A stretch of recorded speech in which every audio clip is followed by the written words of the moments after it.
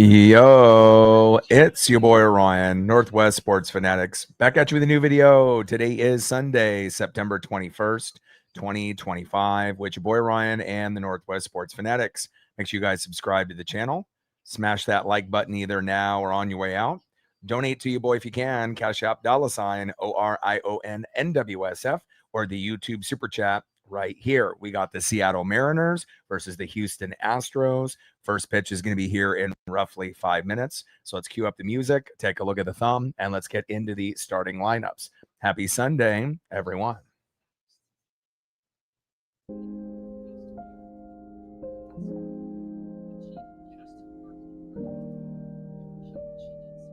And on the thumb, on the left, is our center fielder superstar, Julio Rodriguez. And on the right, second baseman star, Jose Altuve. Now let's get into the starting lineups here first for the visiting Seattle Mariners. Leading off for the Mariners in left field, Randy Arozarena. Batting second, catching today for Seattle, big dumper, Cal Raleigh. He broke Ken Griffey Jr.'s record for the Mariners' most home runs in a season with 56. He's at 57 now. Could he get to 60 before the season is over? There's a very good chance that that happens, and hopefully he goes yard tonight. Batting third, center fielder, Julio Rodriguez. Batting cleanup, batting fourth, first baseman, it's Nails, Josh Naylor. Batting fifth, playing second base, Jorge Polanco. Batting sixth, playing third base, good vibes only, Eugenio Suarez. Batting seventh, DHing for Seattle, it's Dominic Canzone. Batting eighth, playing right field with one of the best catches that we have ever seen in Seattle Mariner history, Victor Robles. And batting ninth, playing shortstop for Seattle, J.P. Crawford. On the mound for the Mariners with a 5-6 record, an ERA of 3.53. It's Walter, aka Logan Gilbert. And now let's get into the starting lineups for the home Houston Astros. Leading off for the Astros with second base, Jose Altuve. Batting second, playing third base for Houston, Carlos Correa.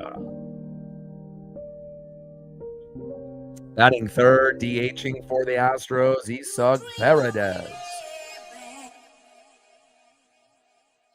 Batting cleanup, batting fourth, left fielder, Jesus Sanchez. Batting fifth, playing first base, Christian Walker.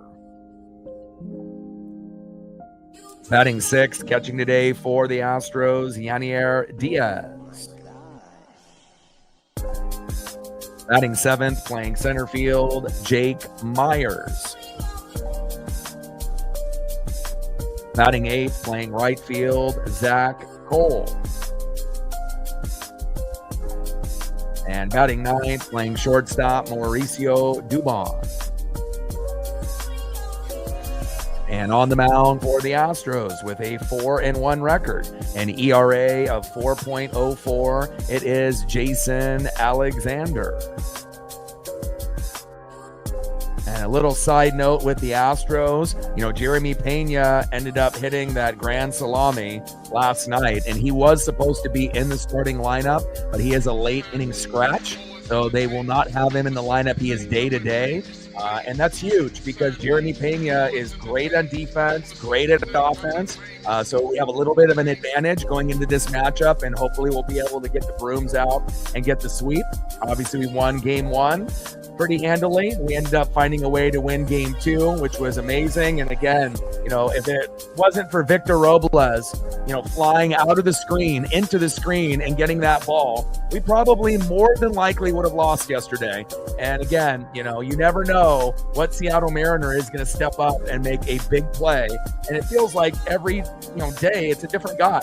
And again, we definitely have a very good roster. We like our chances of not only winning the American League West over the Astros, but also being one of the top 2 teams possibly in the American League when it's all said and done. So get strapped in, get your snacks, get your drinks, and we're getting ready here for Sunday night baseball. And it's not like we usually are on Sunday night. I prefer, to be on the local broadcast on Root Sports, but, it is what it is. But this is a chance for the global audience, to be able to see the Astros and the Mariners. And hopefully we put our best foot forward and we can end up getting the sweep. Then we have a day off where we'll be doing the Lions and the Ravens on Monday night tomorrow.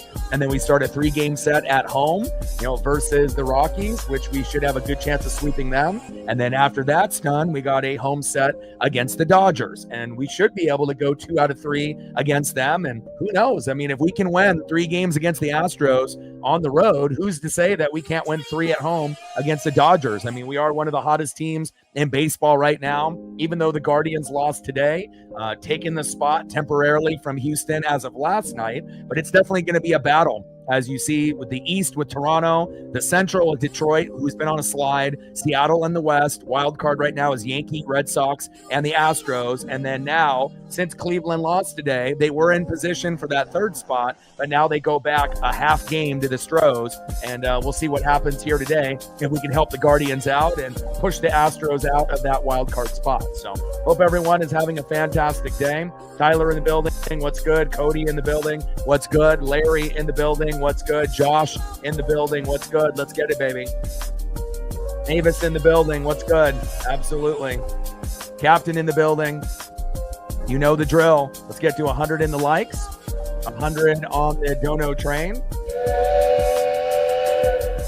And we'll be shooting for 5 to 15 subs.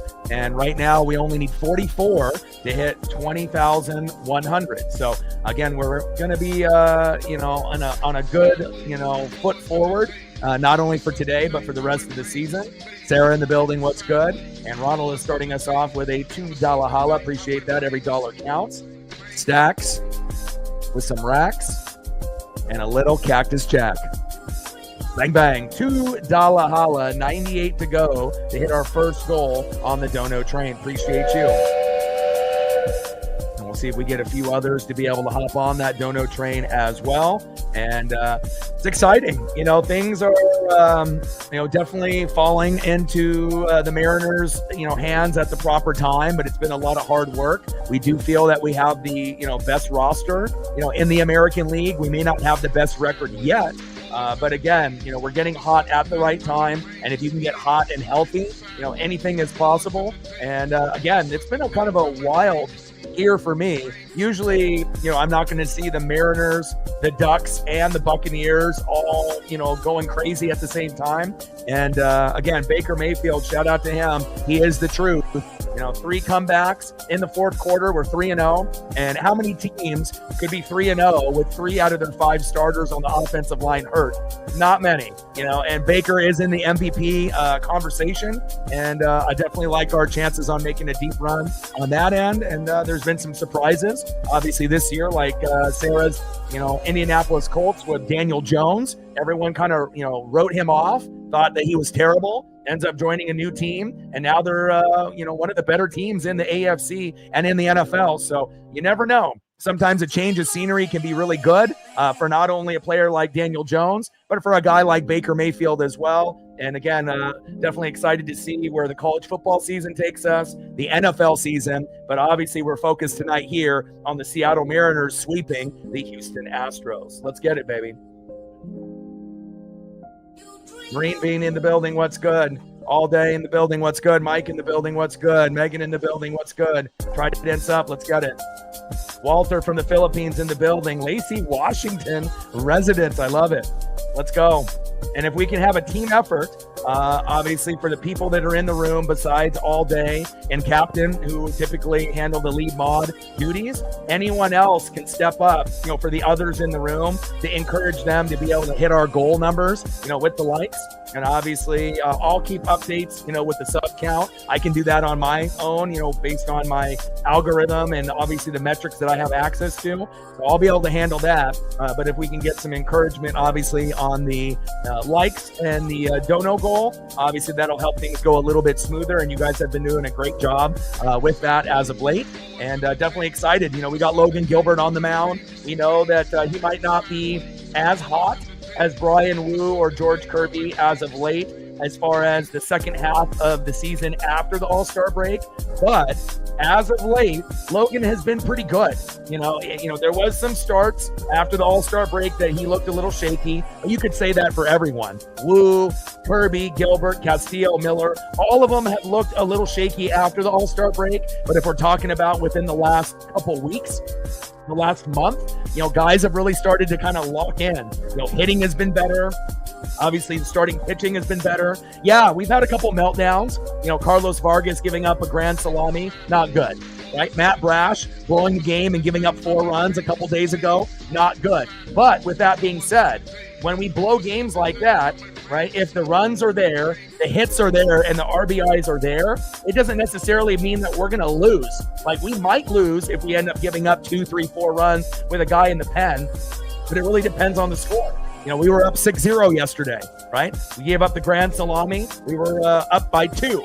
And, obviously, if Victor Robles doesn't make the catch of the decade, we probably lose that game based off the momentum and them scoring, on that play. Kind of reminded me of that play when we played the Blue Jays in the playoffs in 2022. If you end up going for a big play like that and you miss, that's going to score, how many guys are on base. It could score 1, it could score 2, and then depending on how many outs you're at that point, momentum swings heavily to that team that just scored. And then all of a sudden, you're up 6-0, you might end up losing 7-6. But thankfully, Victor Robles ended up entertaining us all. And again, I've been watching baseball and following sports and wrestling for about 40 years. And I can honestly admit that was one of the best plays that I have ever seen to end a game. And when we talk about double plays, we usually talk about slow dribblers, to JP, a throw to Naylor, and then we get the 2 outs and then game over, or we're hoping that Munoz can strike out the side. But to be able to get a double play off a diving catch, and then the runner just assumes that we missed and he was already at home, and then we get the double play and tag second base and game over. It was one of the best finishes out of any Seattle Mariner game that I've ever seen in the last 40 years. And hopefully that'll give us that extra spark, like we even needed one. I mean, we're already really hot right now, but now that'll give us that extra juice, that extra energy to really push forward here. And again, who knows? When it's all said and done, we might end up having the best record, in the American League. And if we don't, and it ends up being like the Blue Jays, if we get second, we end up getting a bye. And essentially that's what we want. So again, we don't need a bye, but it would definitely be nice if we had one. And then we can just wait for the other teams to play in the wild card and, go from there. But I definitely like our chances here today. And I'm very proud of this team. Again, this is the best team that we've had since 2001. That team won 116 games, but lost to the Yankees in the first round. This team is nowhere near 100 wins. It's nowhere near 116, but the roster player for player is better, and we might be able to go not only divisional winners in the AL West over the Astros, we might do ALDS, we might do ALCS, and actually talking about World Series is not a joke. Like, we literally could do it. And not only could we go, we could actually win. So that's pretty exciting. And we have the utmost respect, for the Phillies, the Brewers, the Cubs, the Dodgers, the Padres, and obviously it looks like the Mets are kind of falling out and the Reds might get that last spot. But again, we know who the powerhouse teams are. We know that the Phillies are great. We know the Brewers and Cubs are great. We know the Dodgers haven't been very good in the second half of the season, but it's like a flip of a switch. They can turn it on at any given point. And, I like our chances, moving forward. And I'm very excited to see where this team goes, not only today, but obviously for the rest of the season. It's an ESPN broadcast, so I'm not really sure, what all this extra stuff. They had a WNBA game on prior to this, and obviously they're having Cal Raleigh, do a little interview here and whatnot. So, I mean, when they say 4 o'clock start, you would assume it starts at 4, but I guess when it's ESPN, you never know, so I assume that we'll be getting started here shortly. But again, if it was on Root Sports, the game would have already started by now. So hopefully we can get going here as soon as possible, and we can end up getting the brooms out and we can sweep this team. Braves beat the Tigers. Yeah, I mean, there's been a lot of crazy things that have kind of gone in our favor. It's nice to see the Tigers kind of having a meltdown. Guardians lost today, but they were, getting really hot at the right time. They're the hottest team in baseball besides us at this point. But if we continue winning, we're even going to be hotter than them since they dropped a game today. So I think, sweeping the Astros now is a reality. Sweeping the Rockies could happen as long as we don't play down to the competition. And as we know, we do have a tendency of doing that. But at this point in the season, it's, all go, right? So again, I don't see us losing a game against them. And obviously we're going to shoot for 2 out of 3 against the Dodgers, right? But if we can sweep the Astros on the road, what makes anyone think that we can't sweep the Dodgers at home? We have the best record in the MLB at home in the second half of the year. After the All-Star break, we're number 1, not just in the American League, but in the National League as well. If you can end up having like a 20-3 record at home, anything is possible. And we utmost respect the Dodgers. We know how great they are. Ohtani, right? Mookie Betts, Freddie Freeman, Teoscar Hernandez, who used to be on the Mariners. But again, what's the issue with them? Pitching and defense. And again, if we can find ways to score early, against a team like the Dodgers, and especially if we can win game number 1, we're going to have a chance to win 2 out of 3. And if we win the first 2 games against the Dodgers, like we did against the Astros here, you're going to have a chance to sweep that team. And again, I wanted us to go 15-4, right, in the last 19 games. Could you imagine if we went like 18-1 in the last 19 games? I mean, anything is possible with this Mariner team. So we'll see how it goes moving forward, but definitely excited about the opportunity. And it looks like we're going to get ready to start with first pitch here momentarily. It's on ESPN. It's Sunday Night Baseball, and normally we're not on Sunday Night Baseball, but they decided to use this game and flip it with a different game earlier in the month. So it's not on Root Sports. It's on ESPN. They got Buster Only now on the mic, and it looks like we're about to get started. And no Jeremy Pe&ntilde, late scratch. So that's huge. He hit the grand salami on us. And again, he's an excellent defender. He's an excellent hitter. And obviously the Astros hate us. We hate them. But again, if there was a guy that, I wouldn't mind being on the Mariners that's on that roster, yeah, Jeremy Pe&ntilde would be one of the guys at the top of the list. Again, amazing guy, amazing player. And again, we're going to definitely take advantage of him being out.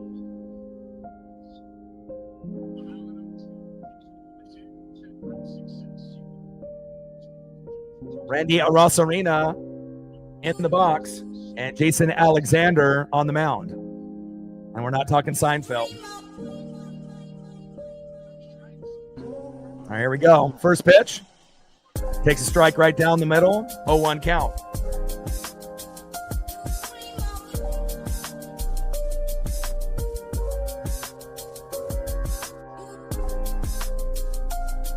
Oh, 0-1 pitch. Big swing and a miss.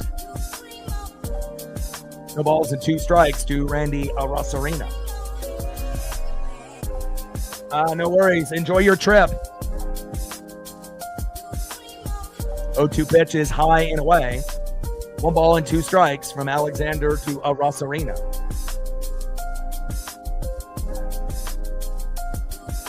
One-two pitch. Fouled off by Randy towards that third base line.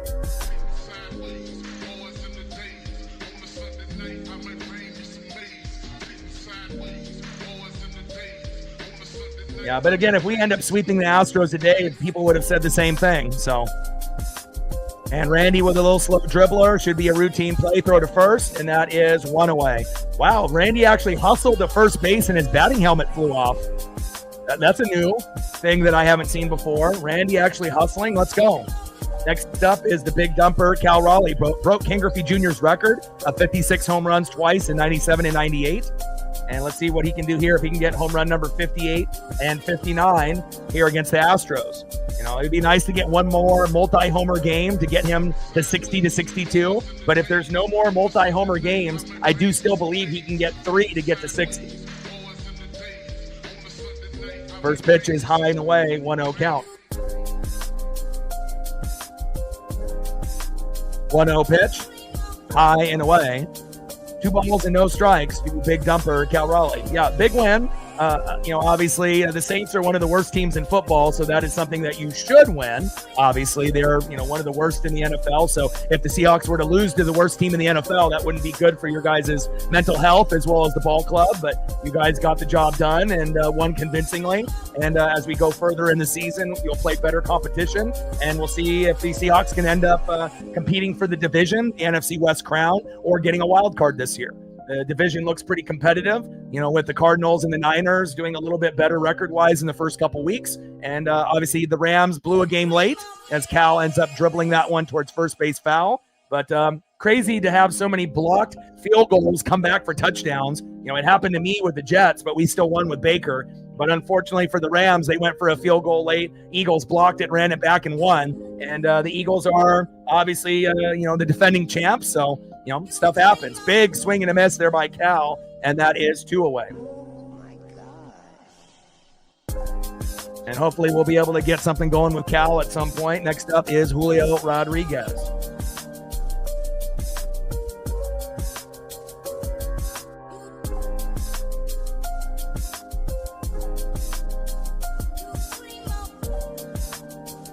Let him know, Chris.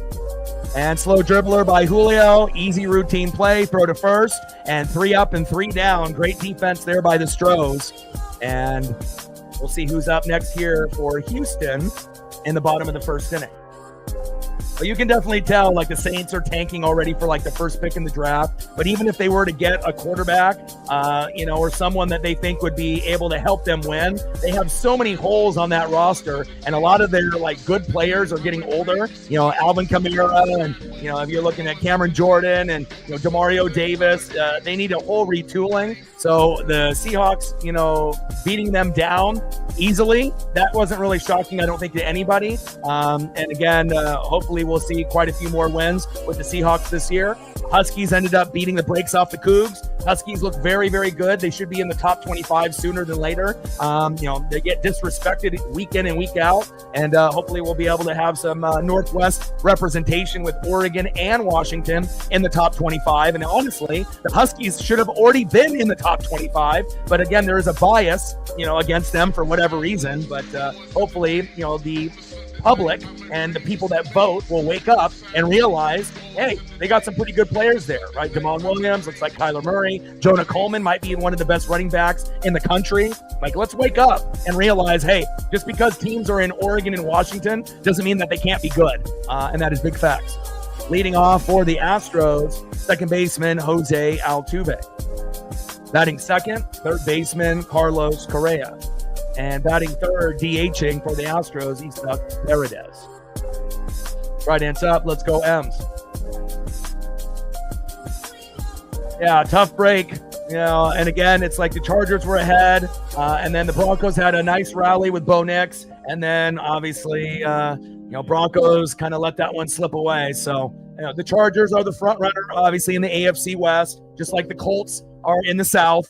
We obviously assume that the Ravens and Bills will be the top dogs in those divisions. And as you can kind of see how things are playing out, you got the Eagles, Packers and Lions, even though the Packers lost to the Browns today. And we'll see what happens with the Lions tomorrow. They got the Ravens, so that should be pretty competitive between those teams. And the Bucs are going to run away with it in the South. Obviously, Atlanta couldn't even score on the Panthers. What does that tell you about Atlanta? Maybe overrated? And then the NFC West is up for grabs. The Rams have to be the favorite, but, who knows? Seattle could end up catching up, or the Niners or Cardinals. It's too early to say at this point. First pitch, and Altuve crushes it into left field. Oh, no, it's to Randy. He's jogging. Run, Randy, you lazy ass. Oh, lazy. I'm going to have to start calling him Lazy Arozarena. I mean, why are you jogging and why are you just lobbing it into the infield? Can you hustle like you did at first base? Can you run to the baseball quickly? And then when you get the baseball, can you throw it with all your might instead of just like, lollygagging and just acting like this is a exhibition game? Come on, Randy. If you play like that and a lot of balls are hitting your area, we're going to lose in the playoffs. 100%. And again, if Altuve ends up having, an off game in game 1, you can best believe he's going to go off in game 2 and game 3, and he starts off the game with a double. Not good. Next up is Carlos Correa. First pitch is high and inside. 1-0 count. Sick and tired of Randy's laziness. I think Michael Penix Jr. will be just fine, but it's a little alarming when the Panthers, not a very good team, and they end up beating you by a big amount and you get a 0 and you're supposed to be a playoff team this year, There's definitely going to be some teams that, were at the middle or the bottom in the NFC that might creep up for a wild card this year. 1 ball and 1 strike to Carlos Correa. 1-1 pitch. Little slow dribbler right there. JP Crawford throw to first, and that is 1 away. Yeah, the Niners might be the most overrated undefeated team. If you look at all the other teams, that are undefeated, there's like one that really doesn't belong. But again, good for them, with the injured roster that they have, and they had a lot of turnover in that roster. And we'll see how they do as the season goes on. But, I mean, if you're looking at like the Eagles and the Bucks, the Bills, and then you see the Niners, this isn't the same Niner team from a couple years ago. But, again, congratulations to them on starting off strong. Popped up, and this should be an easy out here. Naylor is there, and down goes Paredes, 2 away. Down goes Paredes. Altuve still stuck at second. Let's keep him there. Next up, left fielder Jesus Sanchez, as JP Crawford and Altuve are chopping it up. And not having Jeremy Pe&ntilde play defense or offense is definitely going to give us an advantage. Even if Logan Gilbert ends up being a little off, hopefully he gives up 0 to 2 runs, no more than 3, and we have to score 5 to 7 tonight. And hopefully we can do that here this evening. First pitch is high and away, 1-0 count. Yeah, well, same thing for my Bucks. I mean, I got 3 injured offensive linemen out of 5, and I've had to come back, in the fourth quarter with less than 2 minutes to go in 3 games in a row and win all 3. Baker Mayfield is an MVP candidate, and imagine if we didn't have him, we might be 0-3 right now. So, again, a win is a win, but again, there are some wins that are a little bit more convincing than others. I think we can agree with that. Takes a strike, swinging inside. 1 ball and 1 strike to Jesus Sanchez.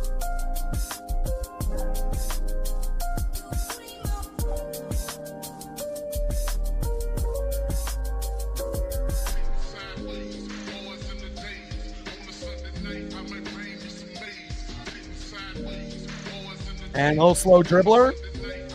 Naylor is there. Little flip to Gilbert, and that is out number 3. We end up keeping Jose Altuve stranded at second, and a great job there by Logan Gilbert.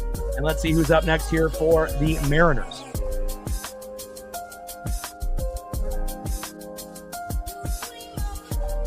Yeah, but also remember, we're talking about the Cardinals and Niners. I don't think anyone really thinks that they're going to be able to make a deep run. It's nice that those teams started off 2-0, as well as the Rams and the Hawks were 1-1. But, as we get about a month and a half, 2 months into the season, the pretenders will come out and the contenders will show themselves. So if you got an easy schedule or if you overachieve, that's great to start off strong. But as the season goes on and you start playing better competition, then you'll start to really see, are you for real or are you a pretender that just had an easy schedule or got lucky? And again, the teams will end up evening themselves out as the season progresses. Next up for the Mariners, first baseman Josh Naylor. Batting second baseman Jorge Polanco. And batting third baseman Eugenio Suarez. And on the mound for the Astros with a 4-1 record at a 4.04 ERA, Jason Alexander.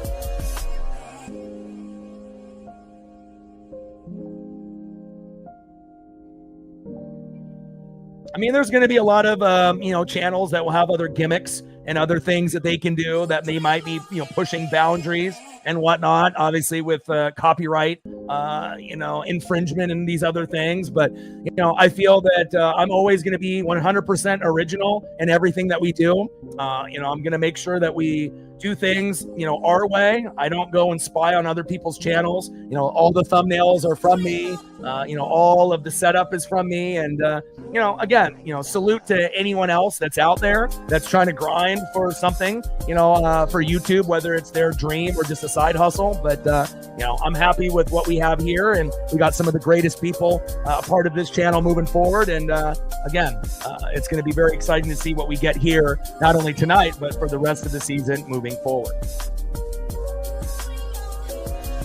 It's like even those people that sometimes, try to put actual footage, of certain games thinking that they won't get caught. But again, if you end up, getting copyrighted, all it takes is 3 in a short period of time. And it doesn't matter if you have 5 million subs on your channel's gone forever. So like, why risk, doing something that may or may not be, acceptable, based off the, standards, if, your channel could disappear. So little slow dribbler there, a nailer with a bunt. And I love it. Look at that, Josh Naylor, baby. I love that. And again, anytime we can play small ball, again, that always is a beautiful sign for us here moving forward. Great bunt there by Naylor towards third base. Next up is Jorge Polanco.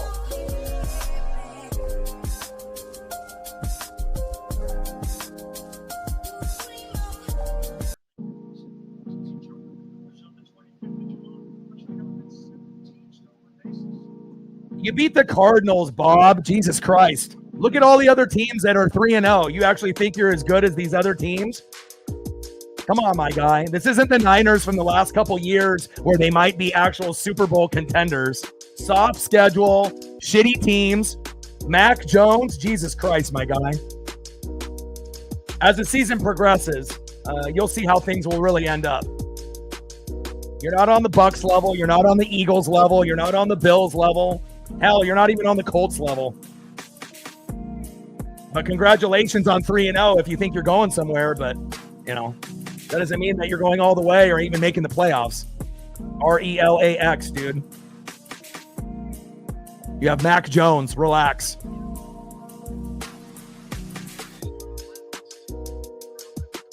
Pitch is low and at the knees. 3 balls and 1 strike to Jorge Polanco. Yeah, Rams lost when they should have won the game because the Eagles ended up blocking a field goal and scoring a touchdown and winning. So that doesn't mean that the Rams are bad. It was a fluke play by the Eagles and a great comeback. Big swing and a miss, and down goes Polo. Or is that 3-2? Oh, it's 3-2. I was about to say, is that a strike 3? Count now is full. 3 balls and 2 strikes to Jorge Polanco.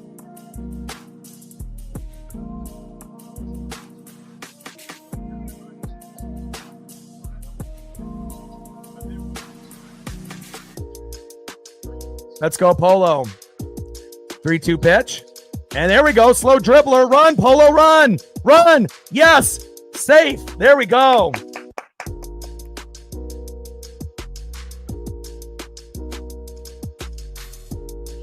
There we go. Nice job there by Polo. And again, we're getting, little dribblers, but we'll take it. Naylor bunts to third. Never happens. Polo with a little dribbler ends up running it out at first. Now we got runners at first and second. And next up is Eugenio Suarez. Good vibes only. Let's go, Gino.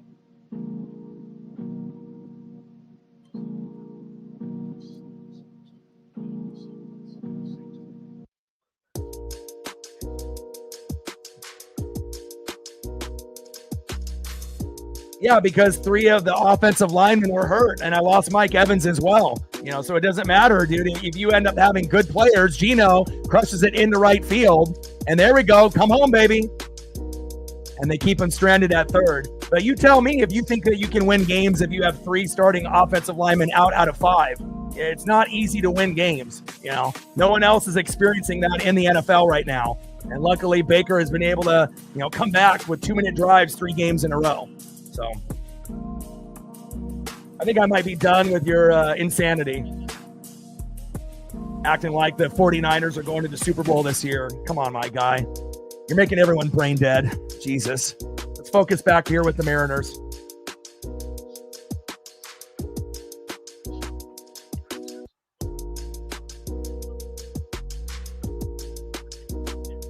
And we got bases loaded for Dominic Canzone.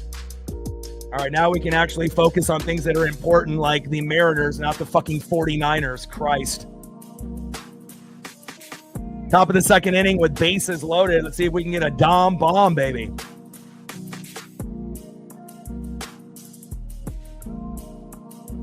First pitch. Pitch is outside by Dom. Good eyes. 1-0 count.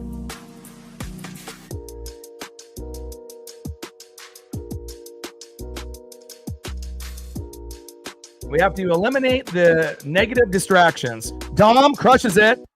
Oh, and went off his glove. Fuck. And Naylor is running, I don't know where, way off the base path, like 10 feet off. And they get the force out there. And they're lucky they have Correa, sitting there at third. Otherwise, that probably would have scored something there. And even though he didn't end up catching it, he ended up having great reflexes. And now we have one away. But we should still be able to have a chance to be able to get at least a run. Well, at least we have to hope, here early. We want to make sure we take advantage early and often.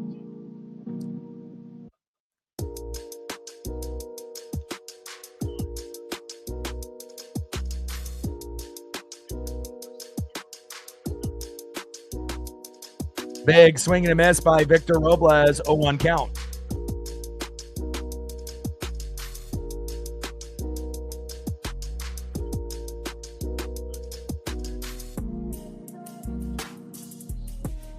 Oh, 1 pitch, low and away. 1 ball and 1 strike to Victor Robles. Come on, baby.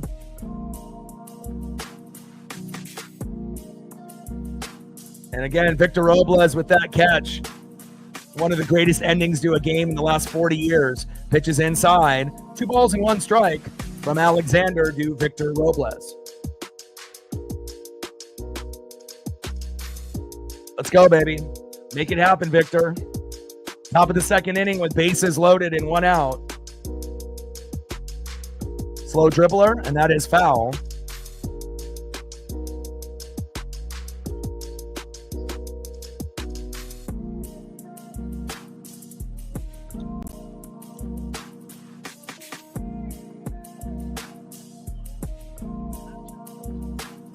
Two pitch, low and away. Count is full. 3 balls and 2 strikes to Victor Robles. 3-2 pitch, and that is a walk, baby. Here we go. We'll take that. And that's always a good sign when you can get a cheap one, from a walk when you have bases loaded. 1-0 Mariners. There we go. Jason Alexander, not today, baby. 1-0 Mariners. Let's go for the sweep, baby.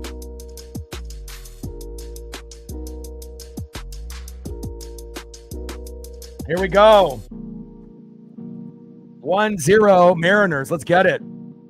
Next up is J.P. Crawford. Let's make him pay, baby. Let's see if we can score 2 or 3 this inning.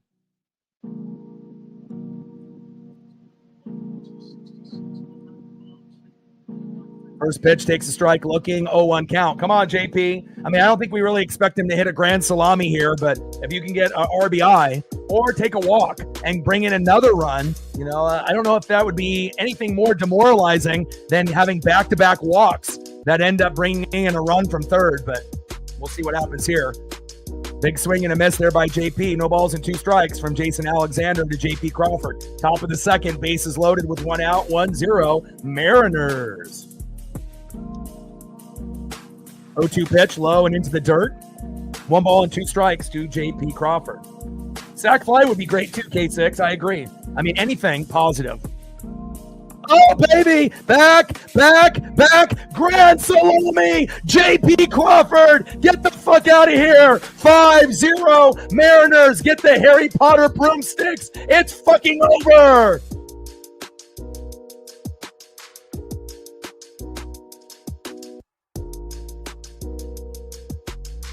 Are you fucking kidding me? We didn't even need that, but thank you so much. J.P. Crawford, get the broomsticks out. We are sweeping. And for all the people that laughed and thought, well, you guys can't beat the Dodgers in a sweep. Well, if you're 20-3 at home and you got the best record at home in the second half of the season, why the hell not? Let's go, baby. We're the hottest team in baseball, and now everyone knows it. Hell yeah. Next up is Randy Arosarena. First pitch takes a strike looking right down the middle. 0-1 count. Hell yeah. JP, baby. And it feels good to be able to do it to the Astros. I mean, we have dreamed of payback like this for a fucking long time. In play, and Randy with a single to center. Here we go. That's what I'm talking about, baby. Even Randy has, maybe defensive liability, based off his effort there. At least he's able to get on base. Here we go. 5-0 Mariners. It's over already. I mean, we might end up getting 10 to 15 runs today. Let's get it. Next up, 0 for 1 with a K. Big dumper, Cal Raleigh. Let's go. JP crushed the hell out of that baseball. I mean, I still would rather have this broadcast on Root Sports, because usually, ESPN is, the commentators aren't going to be as good, and, the overall, production of the show for that network isn't going to be as good, but at least it gives everybody on a global audience to recognize the Mariners are not a fluke, and the passing of the torch is happening right in front of your very eyes. This is a great day. 5-0 Mariners. Let's go, big dumper.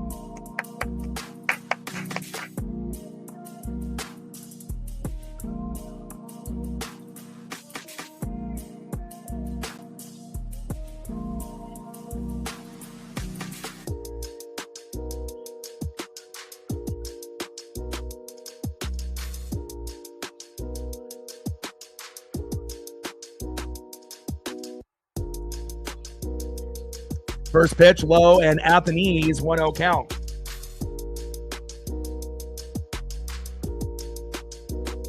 Acting like we're only going to score 5. Come on now. There's always a possibility of a meltdown like we saw with like Vargas or with like Brash. But again, when most teams go up and you get 5 or more within the first couple innings and you're not going to be done there, it's not like we're going to end at 5.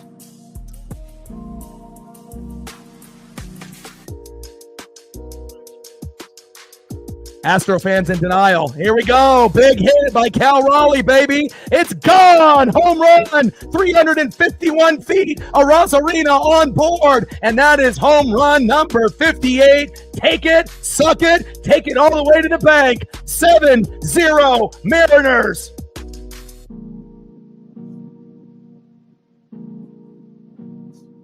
But we're going to lose, right? We're going to lose, right? Because we're up 5-0, and then now we're up 7-0. Here we go.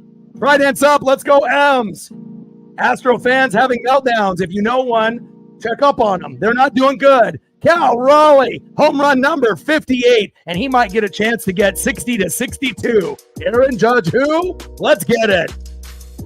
Next up is Julio Rodriguez. Takes a ball. 1-0 count. 1-0 pitch. Singles to center. Here we go. Look at this. This team is rocking and rolling. 7-0 Mariners. Let's go. It's not like we said, game over when it was 1-0. Give me a break. Let's go. We're hot.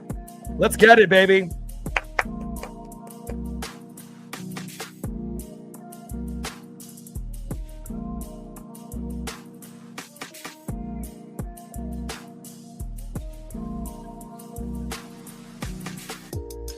Top of the second inning, 7-0 Mariners with a runner at first with 1 out. Oh, we got a mound visit.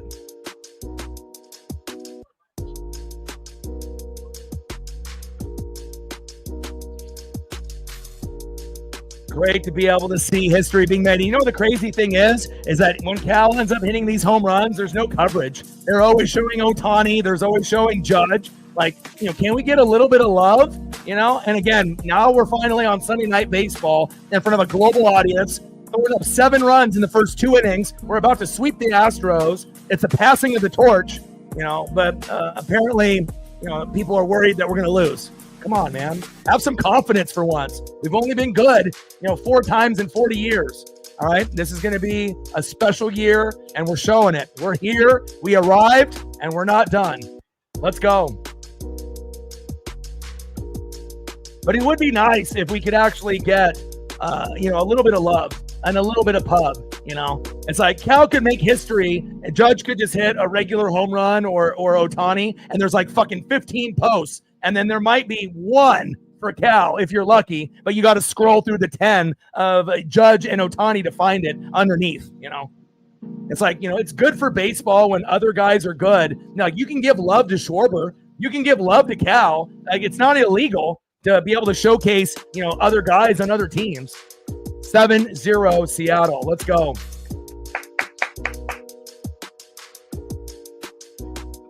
That's what I'm talking about, baby.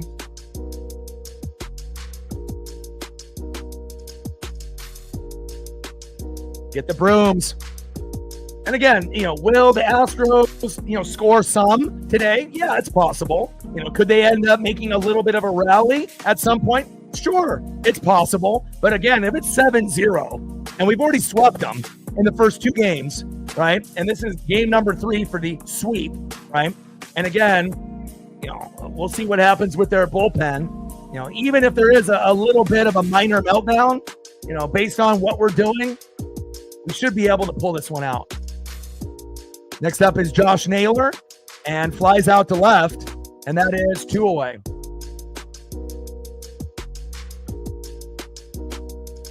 Next up is Jorge Polanco, 7-0 Mariners. And hopefully we can end up, you know, getting Cal to 60-62.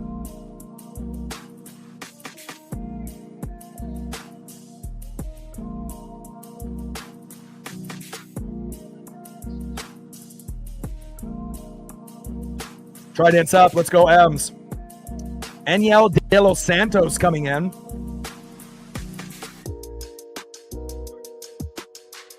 He's got pec tightness, so he's, you know, day to day.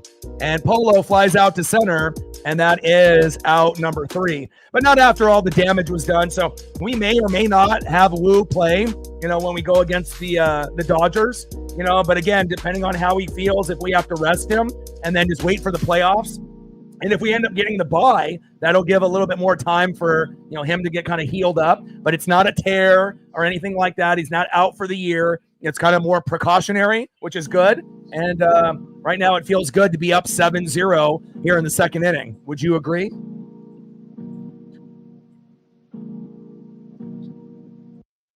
Let's see who's up next here for the Astros and the bottom of the second inning.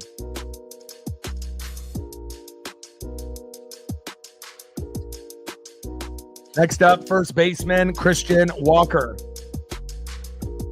Batting second, catcher in the 6 hole, Yanier Diaz. And batting third, center fielder Jake Myers. Trident's up. Let's go, M's.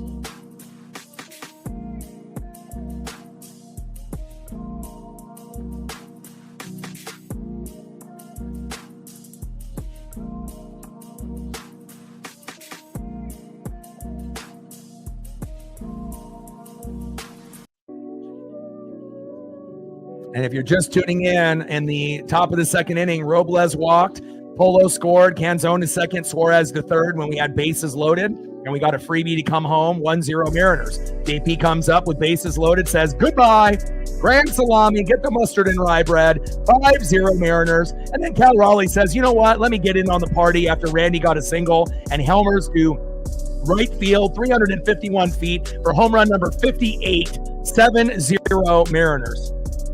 And they've already pulled their pitcher, which is delightful.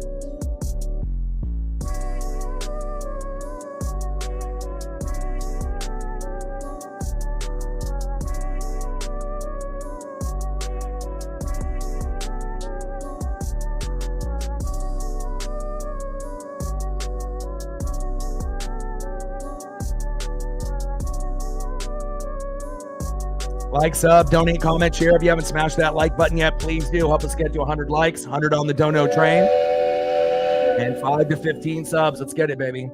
First pitch to Christian Walker. Takes a strike looking, 0-1 count. Logan Gilbert on the mound. Christian Walker in the box.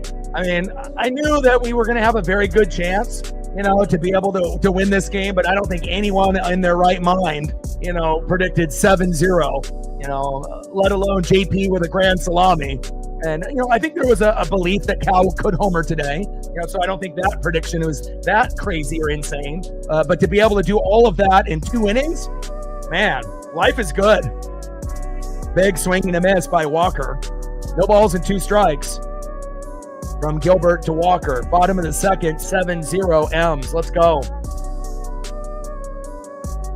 And then again, they have the day off tomorrow, so we're going to end up doing the Lions and the Ravens for Monday night. Should be an entertaining matchup, regardless if you're not a Lions or Ravens fan. It'll be, one of the best games of the weekend going into Monday. And then Tuesday, Wednesday, Thursday, we're going to play the Rockies at home. Friday, Saturday, Sunday, we play the Dodgers at home. Popped up. Naylor is there. What a catch. And that is 1 away. Next up is Yanier Diaz. First pitch takes a strike looking high and inside. 0-1 count. And I'm going to do all 3 Dodger games. I've decided that I'm going to not do Oregon and Penn State, even though that's the biggest game of the Ducks of the year. I'll watch that in the studio, on a different TV. And when the Mariners come on, we'll do all 3 games. I've dedicated, obviously, my life to this team and obviously to this channel. And I don't want to miss any of those Dodger games, regardless of what happens. Diaz grounds out to second, and that is 2 away. They would overlap. I think the Duck game is first, and then obviously the Mariner game is on like a couple hours later. But I wouldn't be able to do both. But, we'll see what happens there. Definitely will be an interesting game with Oregon and Penn State. Next up is Jake Myers. First pitch to Myers, high and inside with a 4-seam fastball by Logan Gilbert. 1-0 count.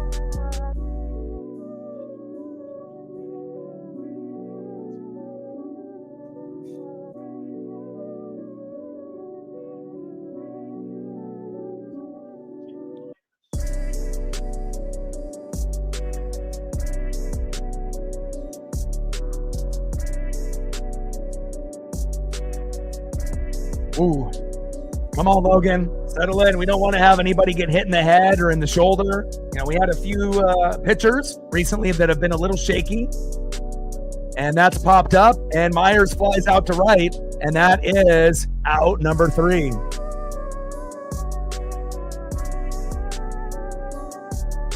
All right, let's see who's up next here for the Mariners, and let's keep pouring it on, right? Take no prisoners. The Astros used to do to this. We were a little brother for years and years and years. It's about time that we gave them a little bit of their own medicine. I mean, I could care less if we end up winning 15-0. Again, we have a day off, and then we play the Rockies, and obviously we don't want to play down to the competition. And I assume there'll be at least one game that will be like on the brink of losing, and we're going to have to probably come back unless we're able just to manhandle them 3 games in a row, which I hope, because they're, not a good team, but, anything can happen, obviously in baseball, but hopefully we can end up finishing this game off, getting the sweep, taking the day off tomorrow, coming back home to T-Mobile, sweeping the Rockies, shooting for 2 for 3 against the Dodgers, and if we win the first 2, then we can start talking about sweep against them. And again, if that ends up happening, again, I wanted us to go 15-4, in the last 19 games. Imagine if we go like 18-1 in the last 19. Based on how we're playing right now, anything is possible. And again, if you are new to the broadcast and are just tuning in, we have bases loaded. Robles got walked, 1-0 Mariners. Crawford came up, grand salami, 5-0 Mariners. And then Randy got a single. Cal came up, said, I'm going to hit home run number 58, even if ESPN doesn't make a post about it. It'll be underneath Judge and Ohtani stuff, but who cares? Bang! Gets home run number 58, and just like that, 7-0 Seattle. Life is good.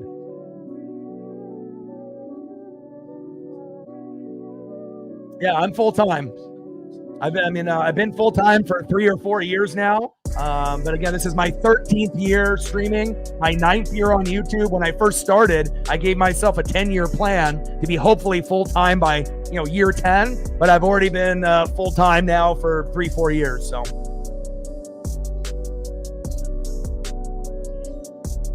first pitch to Eugenio Suarez from De Los Santos, high and away, 1-0 count.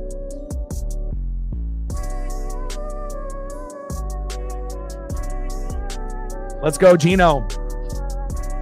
We got a football score in this one. It's like the Huskies versus the Cougs or Ducks versus the Beavers, 7-0 early. I mean, who knows how many we're going to get. 1-0 pitch, low and away with the slider. 2 balls and no strikes from De Los Santos to Suarez. And if you actually are really looking at the teams that are in Oregon and Washington, we're having a lot of success together. Oregon's doing well. Huskies are doing well. Seahawks are doing well. Mariners are doing well. You know, Sonics will be back pretty soon. Blazers will be fighting for maybe the 8th spot in the West. You know, we'll see what the Kraken do this year. I mean, normally, you know, Pacific Northwest teams are, you know, sometimes good, sometimes not. But this is a kind of a special year in 2025. Let me tell you. 3-0 pitch, takes a strike looking high and inside. 3 balls and 1 strike to Eugenio Suarez.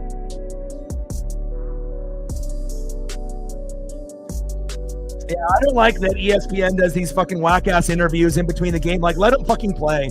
And Gino with the walk. That's why the ESPN network is fucking terrible. You know, they want you to pay $30 to watch a WWE event that was a bomb, you know, WrestlePalooza. Like, they're going to lose a lot of WWE fans, probably including myself. I mean, there will be other ways to watch and whatnot, but just their whole vibe, you know. And normally the only good thing about them is, like, games. But when they do dumb shit like this, like, do it in between innings, not when they're fucking playing, idiots.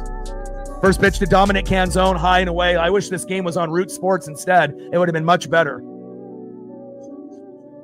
You know, why can't we have, you know, commentators that are actually good, like fucking Riz on the radio, a GOAT, a fucking legend. Even Goldie is better than these guys.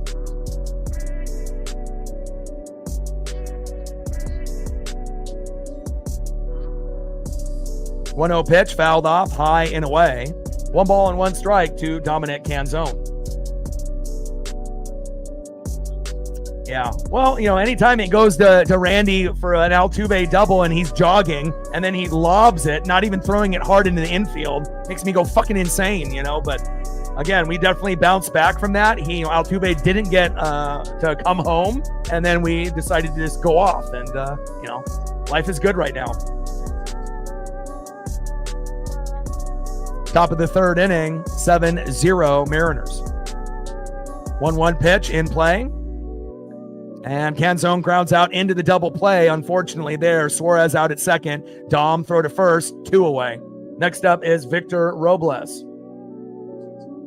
And again, that finish last night was probably the most dramatic finish that maybe any Mariner fan can remember. You know, maybe besides, you know, Edgar Martinez, you know, hitting that, you know, big hit down that third base line and Griffey coming home from first. You know, it was on that type of level. And, you know, I'm so happy that Victor Robles is healthy, being able to help us win.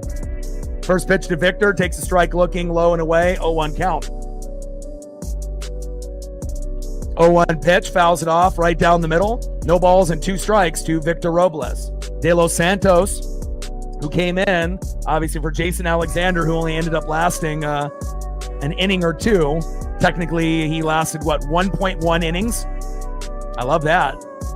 You're not going to see pitchers get pulled that early that often. 0-2 pitch, fouled off, high and inside.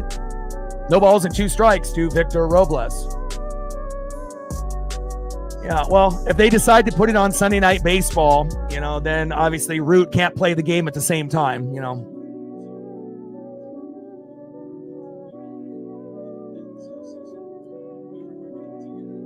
Cal hitting the home run to get us the playoffs was big. Absolutely. I would agree with that. I mean, we've had a couple memorable moments, but not enough. But we will make some new memories moving forward. And down goes Robles for out number 3. All right, let's go to the bottom of the 3rd inning after Robles is out there and see who's up next here for the Stros. All right, TJ says we're at 112. Let's get to 150. And again, with 378 in the room, we should be able to hit, 200 to 300 likes. And we'll see if we can get on the dono train. As Mando says, treats for the pup, and I appreciate that. Again, I'm going to be going to, Petco and doing some errands tomorrow. So this will definitely help. Appreciate you. Stacks, racks with a little Cactus Jack. Bang, bang.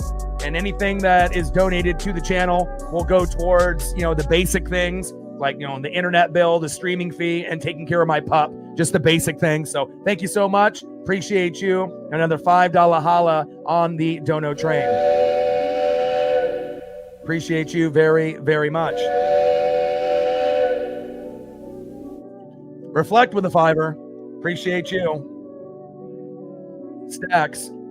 Rax with a little Cactus Jack. Bang, bang.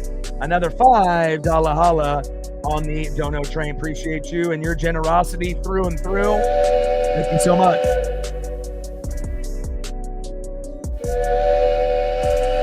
Life is good right now, and again, it's like things are really starting to come together.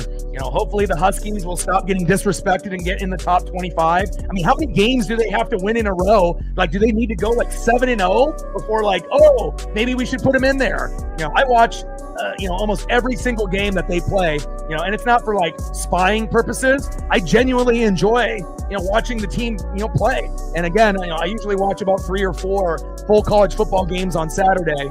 And it's just a good vibe right now in the Pacific Northwest, regardless if you're an Oregon fan, a Washington fan, a Mariner fan, a Hawk fan. Life is good right now in the Pacific Northwest. There's no denying that.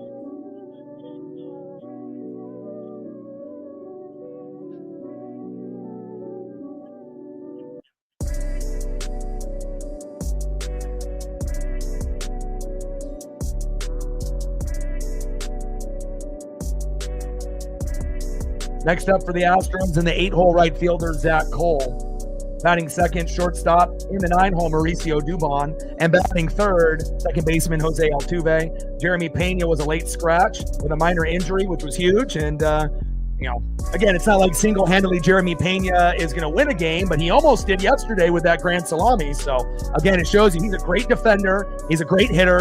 And every once in a while, he'll do magic like that last night. And thankfully, we were at 6, not like at 2 or 3, because we would have lost that game yesterday. So we just got to be able to minimize the meltdowns by Brash and Vargas and hope that some of the others will step up, like Bizzardo. 0-1 pitch, takes a strike looking high and away from Logan Gilbert. No balls and 2 strikes to Zach Cole. Trident's up. Let's go, M's. Special year, man. I've been waiting a long time.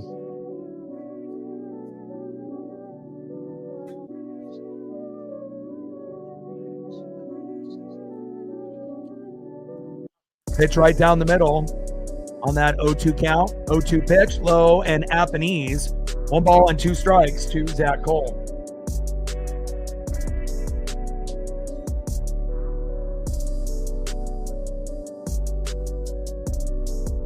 Come on, Logan. And I had my buddy who ends up making the beats. He was asking me if I wanted to go to Mariners Dodgers. 1-2 pitch, back, see ya! Zach Cole gets the Astros on the board, and just like that, instead of being at 0, he says, hey, I'm going to make sure we get to at least 1 before this game is over, and that is gone. Zach Cole with a big solo jack. Next up is Mauricio Dubon. Come on, Logan. We have to make sure you give up 3 runs or less.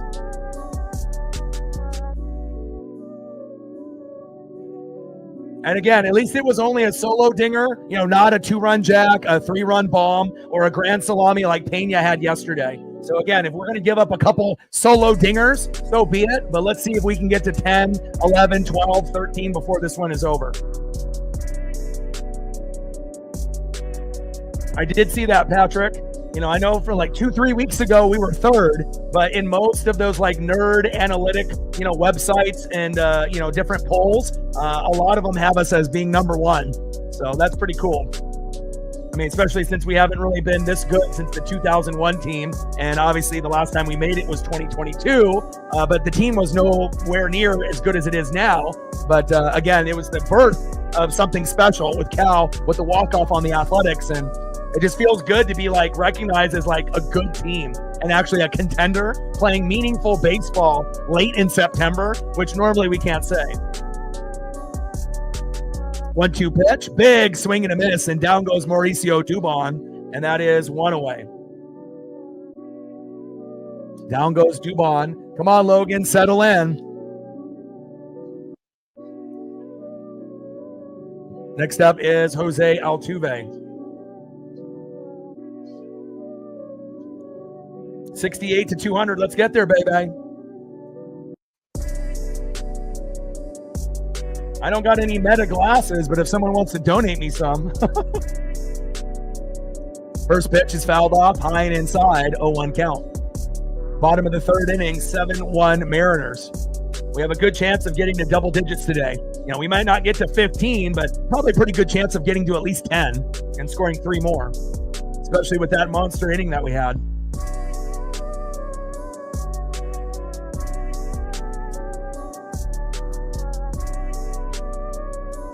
Oh, 1 pitch, low and at the knees. 1 ball and 1 strike to Jose Altuve. And really, the only, type of comeback is obviously if we have a meltdown in the pen, because obviously we know our starting pitching has been great for the most part, right? Our hitting has been great. Defense has been great. Really, the only bugaboo, has been like Brash, Vargas. Like every once in a while, we'll have a fucking meltdown. But again, we typically don't have meltdowns in back-to-back days. So that is a thing to keep an eye on as well. So like if we have a meltdown and then, a week later, another meltdown, I mean, that's baseball. When it gets serious is when you start having meltdowns in back-to-back days or back-to-back-to-back days. And luckily, we're not in that position. 1-2 pitch, low and away. 2 balls and 2 strikes to Jose Altuve.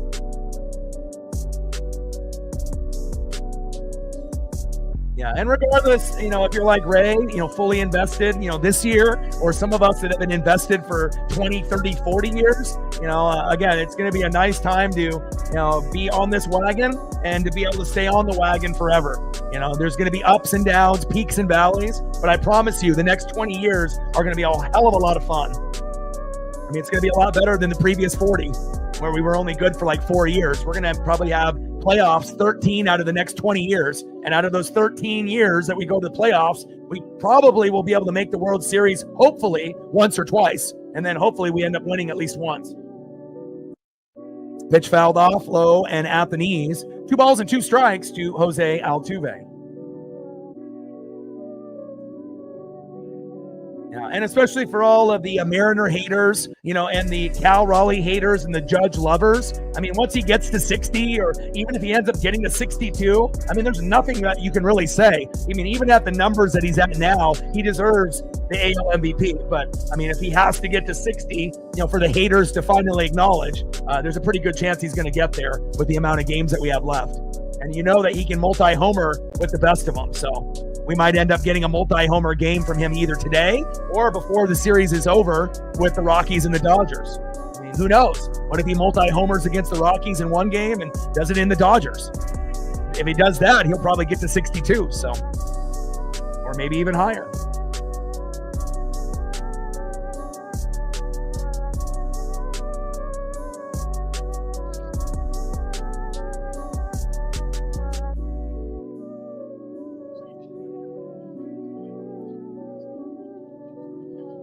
Next up is Carlos Correa.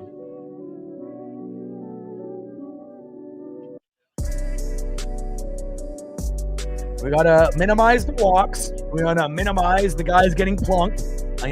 We have to make sure that we're doing everything in our, ability to not give them a chance. Obviously, as Altuve ends up going to first with that walk. First pitch takes a strike looking right down the middle to Correa. 0-1 count.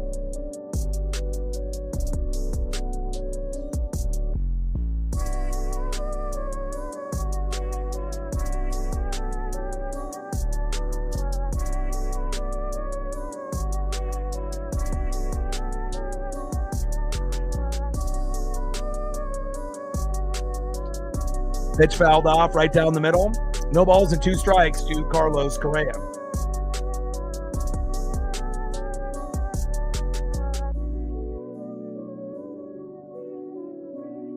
Oh, 2 pitch fouled off.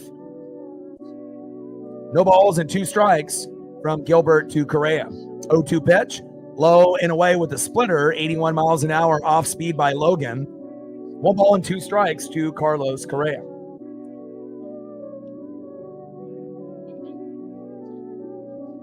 Yeah, Cal's at 58, not 57. He homered today, so 2 more to get to 60. And again, he hasn't hit 3 home runs in a game yet in his career, but it won't shock me if he ends up doing it at some point, whether it be in the regular season, the postseason, next year, he'll do it at some point before his career is over.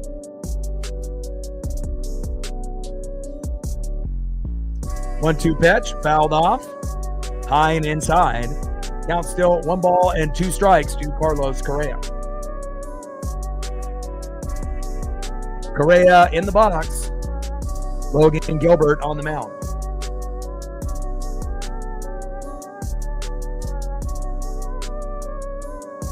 Now, if anyone wants to give updates with the, just in the chat with the Chiefs and the Giants with Mahomes versus Russell Wilson, feel free. Popped up. Now to play.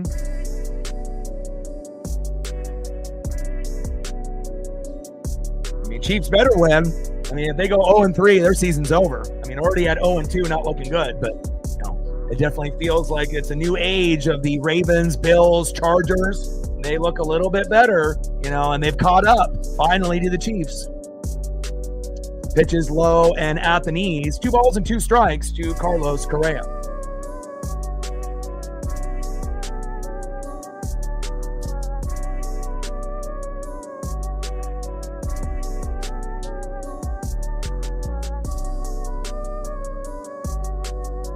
Long balls are cool, and he definitely had some, but long balls don't necessarily mean you're going to win, though. Look at Daniel Jones. Everyone thought he was terrible. He goes to the Colts, and now the Colts are 3-0, and they're one of the most efficient teams in the NFL. So sometimes a change of scenery actually can benefit you.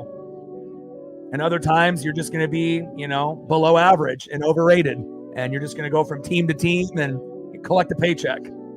Pitch fouled off. 2 balls and 2 strikes to Carlos Correa. Bottom of the 3rd inning, 7-1 Mariners with a runner at first. And we have a 7-1 lead. Obviously, we had a solo dinger that we had Gilbert just give up recently there to Zach Cole, but hopefully that'll be the only homer today. 2-2 pitch, and take strike 3 looking. Bang! There we go, baby. 2 away. Down goes Correa, and that's what we like out of Logan Gilbert, baby. Next up is Isak Paredes. Bottom of the 3rd with a runner at first with 2 outs.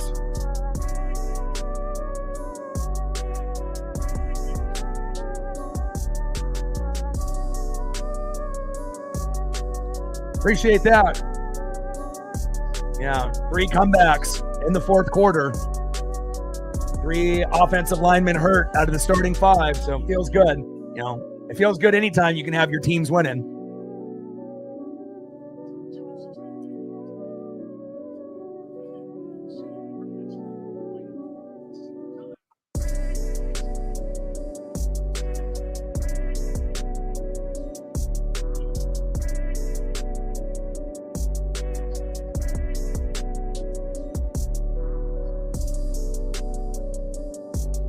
Yeah, this isn't just a baseball channel. If you're new, you may think that, but I do everything. I do baseball, basketball, football, hockey, NASCAR, WWE. So before you assume you know who I am and what I'm about, you need to do your research. First pitch takes a strike looking right down the middle, 0-1 count.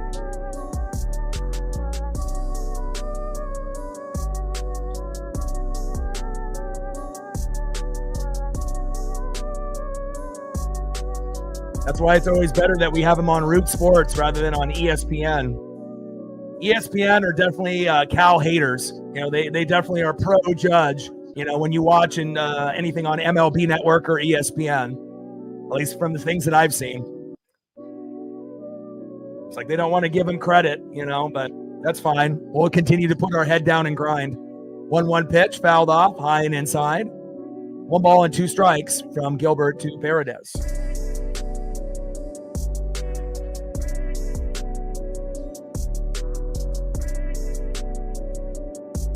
Pitches at 1 ball and 2 strikes from Gilbert to Paredes, bottom of the 3rd, 7-1 Seattle. He's hitting them on off a little bit of everything. Sliders, high and away. That was 57 on pitch number 3. Fastballs. It really is a number of pitches. Cal can really do it all. And even Julio and the rest of the team have been hitting them on, not just the obvious 4-seam fastball right down the middle. Like we're getting them outside of the zone, inside. Hell, we've even been hitting home runs like Happy Gilmore, really low, like inches from the ground, and finding ways for those to go yards. So this is definitely a special team. Not just Cal and Julio. Overall, we've been putting out a really great team effort. 1-2 pitch, big swing and a miss, and down goes Paredes, and that is out number 3. Nice job by Logan Gilbert. There we go, baby. Way to bring that electricity. Nice job by Logan. You ended up giving up a home run to Zach Cole, but again, it's baseball. It's going to happen. You're not going to be able to shut out a team, especially a team as good as the Houston Astros. But let's see if we can expand our lead here in the top of the 4th. Trident's up. Let's go, M's.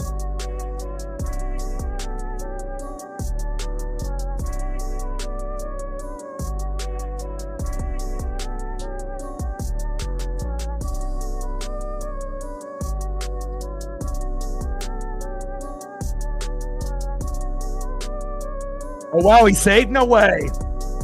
I figured out that was strike 3 and he was gone. And then they ended up going behind. All right, next up is Sanchez. Bottom of the 3rd with runners at 1st and 2nd with 2 outs. Gilbert on the mound, Jesus Sanchez in the box. Anytime you end up getting something that ends up getting away from the catcher, sometimes they have to, they swing and then they have to throw it to the, first base individual there, but it is what it is. 0-1 pitch, low and away. 1 ball and 1 strike to Jesus Sanchez. He fucking threw his bat.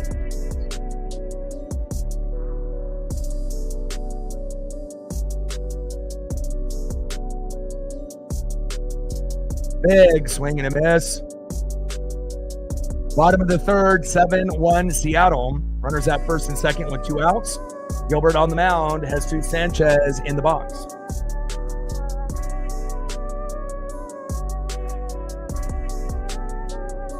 In play, and Sanchez flies out to center, and that is out number 3. Now we're out for sure. No debating it.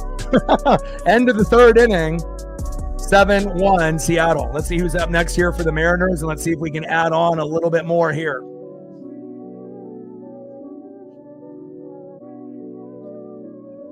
Next up for the Mariners, 1 for 1 with a run, 4 RBIs with a grand salami. Shortstop, J.P. Crawford. Batting second, 1 for 2 with a run, left fielder, Randy Arozarena. And batting third, 1 for 2 with a run, 2 RBIs and a K. And a 2-run jack for home run number 58. Big dumper, Cal Raleigh. Let's see if he can get home run number 59 right here.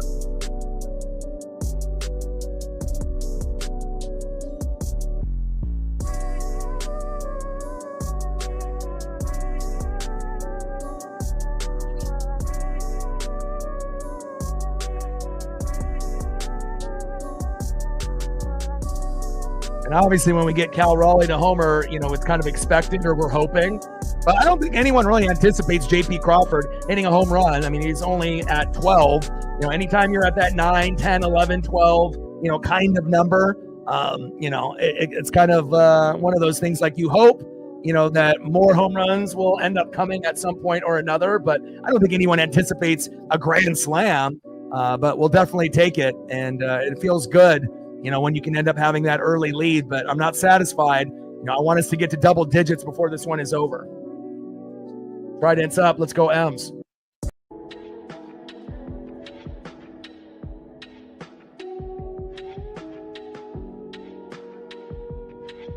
All right, so if you need a quick recap, University, we ended up having bases loaded. Robles was walked in the top of the second, and a freebie came home.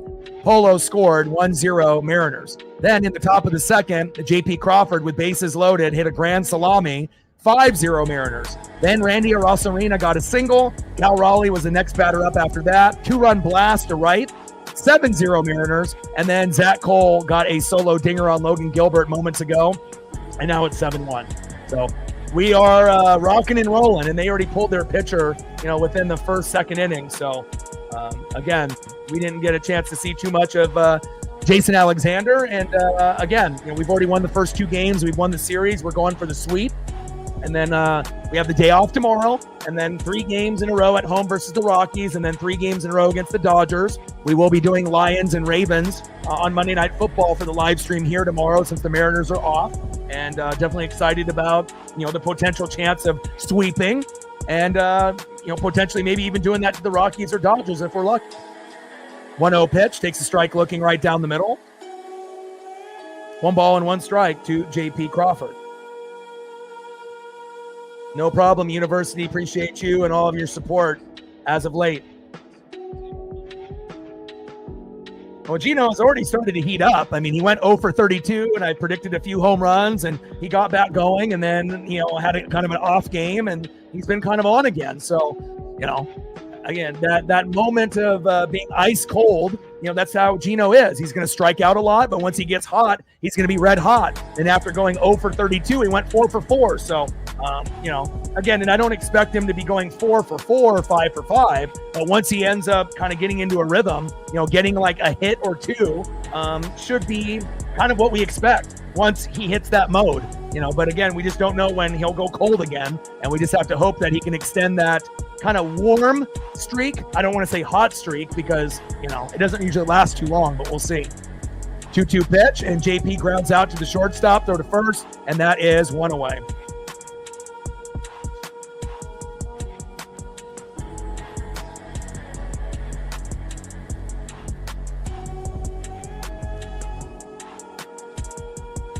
Next up is Randy Arozarena.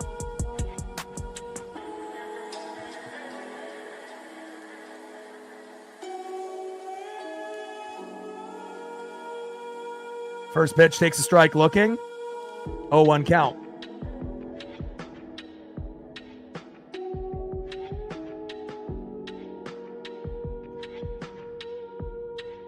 I appreciate that. Hopefully I'll get a chance to be able to throw that up for you. $5 holla. I'll probably have to do it in between innings though. Flying Monk with a $5.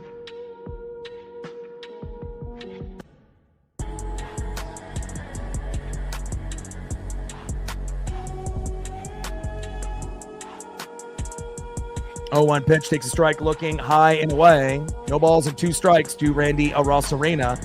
0-2 pitch, and he pops out to first, and that is 2 away. Next up is the big dumper, Cal Raleigh. Appreciate you with your $5 holla. Stacks, racks with a little Cactus Jack, bang, bang. And obviously with the way the flow of the games and whatnot, we're not doing really too many photos as of late, but we'll see if I can do your request, no matter how odd it may be. Next up is big dumper Cal Raleigh, top of the 4th, 7-1 Seattle. Appreciate you. Come on, big dumper.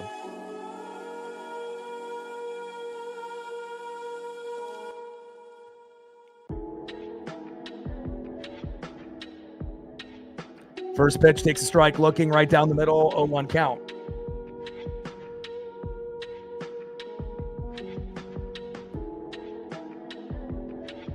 Oh, 1 pitch, high and away with the 4-seam fastball. 1 ball and 1 strike to big dumper Cal Raleigh.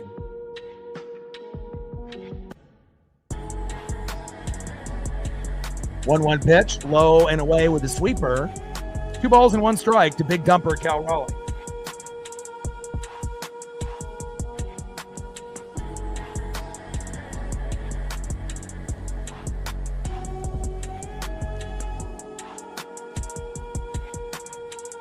Oh, it's just wine. I thought it was something. I thought it was something different, something like with your Megan Fox type of thing. So that makes a little bit more sense now. I thought, okay, it's just a wine thing. Yeah, you're good. You're going to be good there. I thought you were going more towards like the Megan Fox thumbs type of thing. So you're good, my guy. And big dumper Strikes out swinging. All right, let's see if we can pull this up. Let's go to the bottom of the fourth inning, 7-1 Mariners. All right, let's see if I can find one of your beverages here. I was confused at first when I saw it. I was like, am I pulling up a photo of somebody's thumbs again? What am I doing here? Thank you so much, man. I appreciate you. I needed a good laugh today. And we know that Flying Monk is a very big wine connoisseur. And hopefully I chose the right one. Is this the right one? I believe it is. Maybe I'm wrong, but hopefully that's the right one. Hopefully that is the correct one for you, though.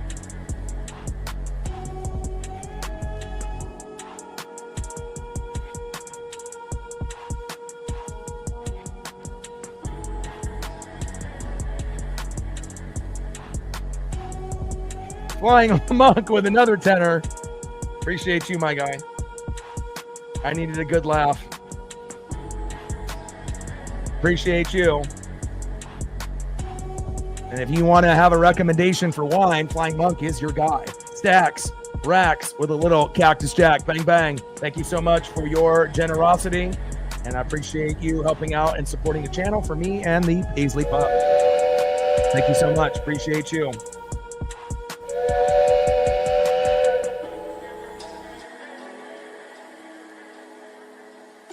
And I'm trying to look to see if there's anything else that would be worthy. I mean, all the other ones are, a little bit smaller. I mean, they got a close-up of like, the one that I had was probably the best one.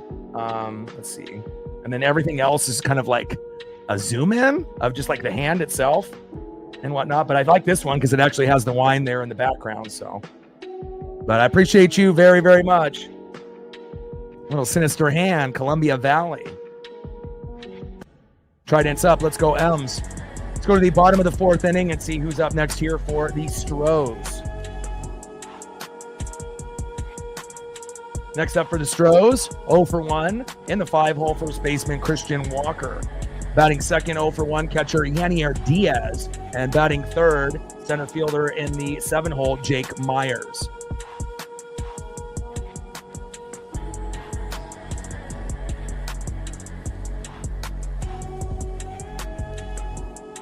And Flying Monk with another dono. Appreciate you. He said, fuck it. I'm going to support. Thank you so much. Flying Monk doing his own dono train. He don't give a fuck. Appreciate you. Started off with a 5-er.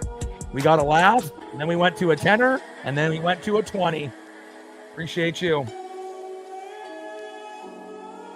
He's doing his own dono train. Will you join him? We will find out. Stacks, racks with a little Cactus Jack. Bang, bang. Thank you so much. As Walker gets a single on the first pitch there on Gilbert. Another $20 holla on the dono trade. Thank you so much for your generosity. It means everything. Thank you so much. Yeah, if you have any stories on that particular sinister hand, I'd be willing to listen, and you can educate me and the people in the room. Next up is Yanier Diaz. I mean, it seems like you know more about stuff that's in the Pacific Northwest with the wineries here than most that are in the room, so feel free. Next up is Yanier Diaz. First pitch, takes a strike looking. 0-1 count. 0-1 pitch, low and away. Big swing and a miss. No balls and 2 strikes from Gilbert to Diaz.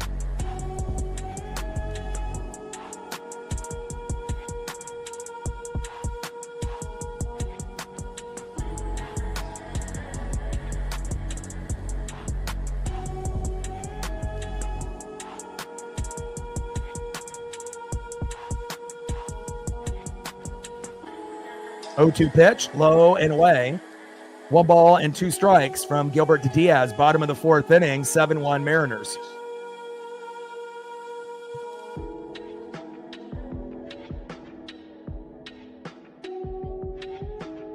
Let's go, Logan.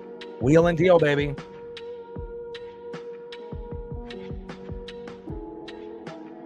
University of YouTube seems like he's pretty familiar with the wineries and that type of thing as well. Well, broken bat. And right to Gino. Great defense there. Good vibes only. And half of that bat went flying. And again, we don't have to worry about any issue like Victor Robles. Next up is Jake Myers. Great job by Gino. We love that. Good vibes only. Bring the defense, and then typically that'll turn into offense. First pitch to Jake Myers, low and out the knees, 1-0 count.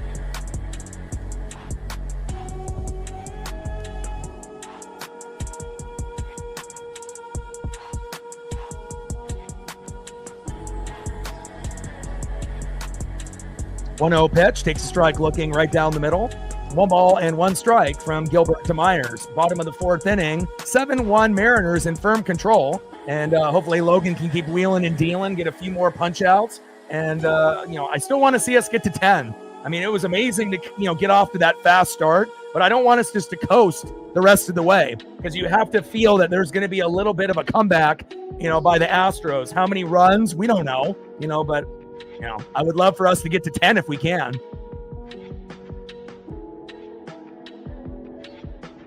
One pitch, low and away. 2 balls and 1 strike to Jake Myers.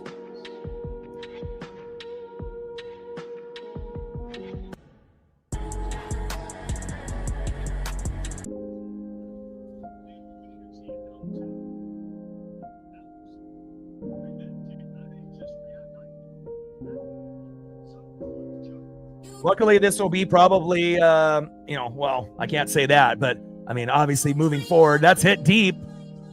And Myers flies out to right at the warning track there. Wow, Robles and Julio almost collide, but a great catch by Victor Robles. And again, a little miscommunication, but they're good buddies. And at least that we have 2 guys out of 3 that we know that are going to hustle in the outfield, excluding Randy. So great job by Victor Robles there with the defense. And again, keep it moving.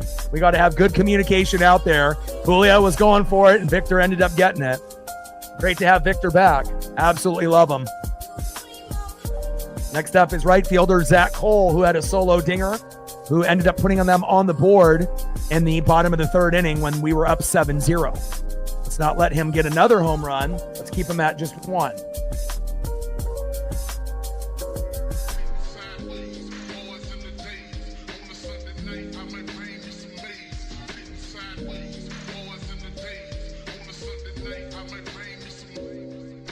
First pitch is low and away, 1-0 count. 1-0 pitch, outside, 2 balls and no strikes to Zach Cole.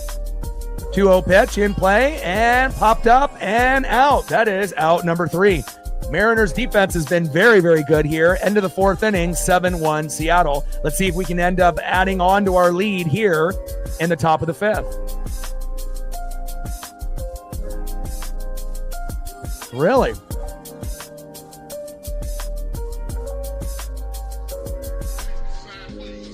I'm just going to chop my hand off, huh? Interesting. So that's where they get the whole label idea. I got it. I got you.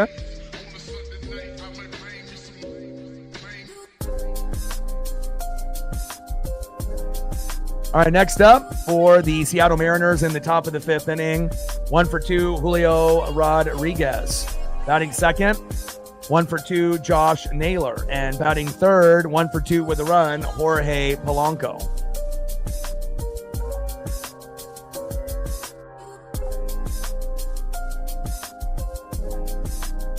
And they went from Alexander to De Los Santos to Bluba.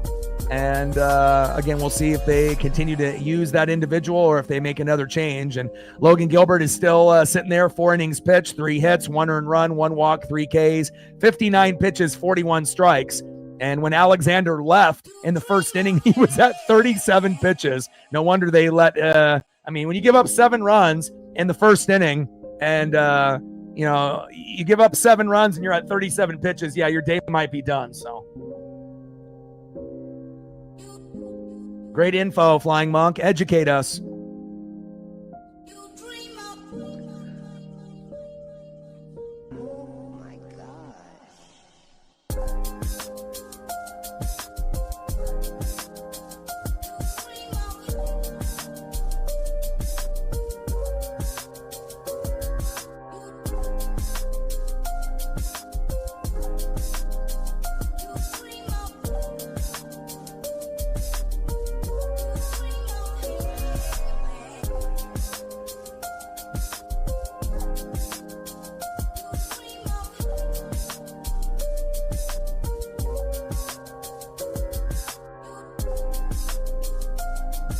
There's a 2015 label, and here's a 2019 label.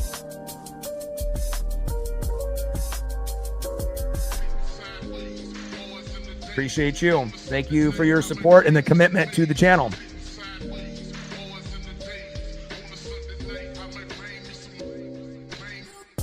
He's got the trident. He's got the crown. You know, that guy is fully committed out there in the crowd. First pitch in play, Julio, and he grounds out to third, throw to first, and that is one away. I mean, Carlos Correa is not going to let too many balls get past his way. One down. Nice defense there by Correa. Next up, first baseman Josh Naylor.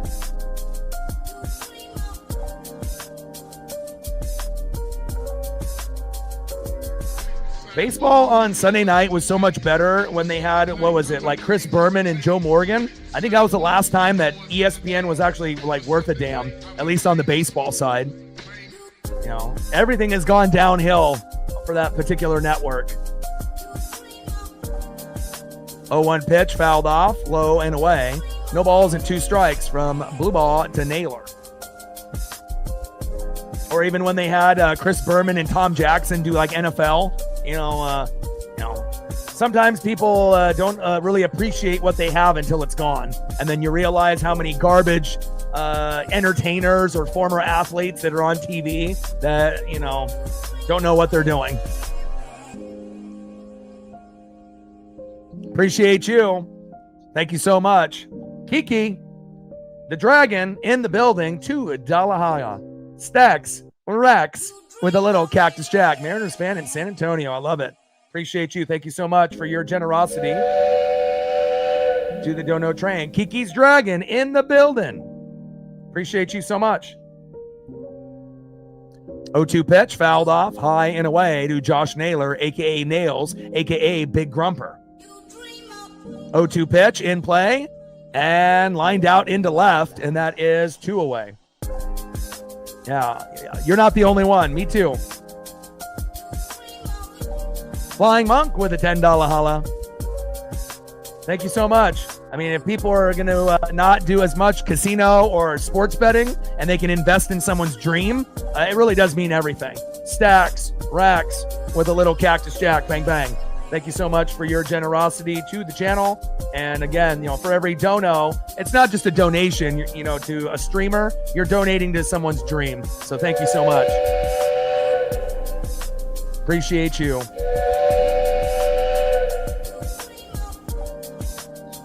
First pitch to Polo, low and at the knees, 1-0 count. 1-0 pitch from blue ball. Down and at the knees, 2 balls and no strikes to Jorge Polanco. No problem, anytime, and I'm fully committed. So I plan on doing pretty much every game. Hell, I mean, I'm even willing to do Mariners over the Ducks and the fucking Penn State Nittany Lions. That's going to be Oregon's best game and probably the funnest game of the year. So obviously that shows my commitment, to the Seattle Mariners, and I obviously have quite a few teams that I, follow and root for. And if you would have told me that I would be doing Mariners, versus Dodgers over that game, I'd probably say you're crazy, but I get more support, and this is a special year. Not to say that the Ducks aren't having a special year either. I mean, the Buccaneers are having a great year, 3-0 with Baker. Obviously the Ducks are undefeated, beating Oregon State. Huskies are doing great. Beating the Cougs, looking fantastic. Seahawks won today, but I definitely am going to grind it out, and we need to make sure that we have someone that's going to consistently give us what we need, as that is out number 3 popped up into left field. Down goes Polo. So, my goal going into every year is to do 155 out of 162 regular season games. And if I'm only going to miss 1 game a month, in the past, it was because of a WWE PLE or a pay-per-view, WrestleMania, SummerSlam, Royal Rumble. But now, since ESPN has merged NFL Network and WWE because they're greedy, now they want me to pay $30 to watch a PLE. Not happening. So, there's going to be streaming links that you can watch it, and you might be behind what's live 15, 20 seconds. But I know a lot of WWE fans are pissed. And again, they might have to turn to that type of, thing. And if that's the case now moving forward, I'm not going to be missing any Mariner games. So in the future, I'll be doing every game as long as I'm, mentally able to do it, and I'm, obviously not sick or have another obligation. But no one is going to be more committed to this team on YouTube than me. And again, we have the best fans on planet Earth, and you guys continue to show that game in and game out. And I do appreciate you guys very, very much. 59 on the Dono train. We got 41 more to go to hit the Dono goal. All right, let's see who's up next here for the Astros here in the bottom of the fifth.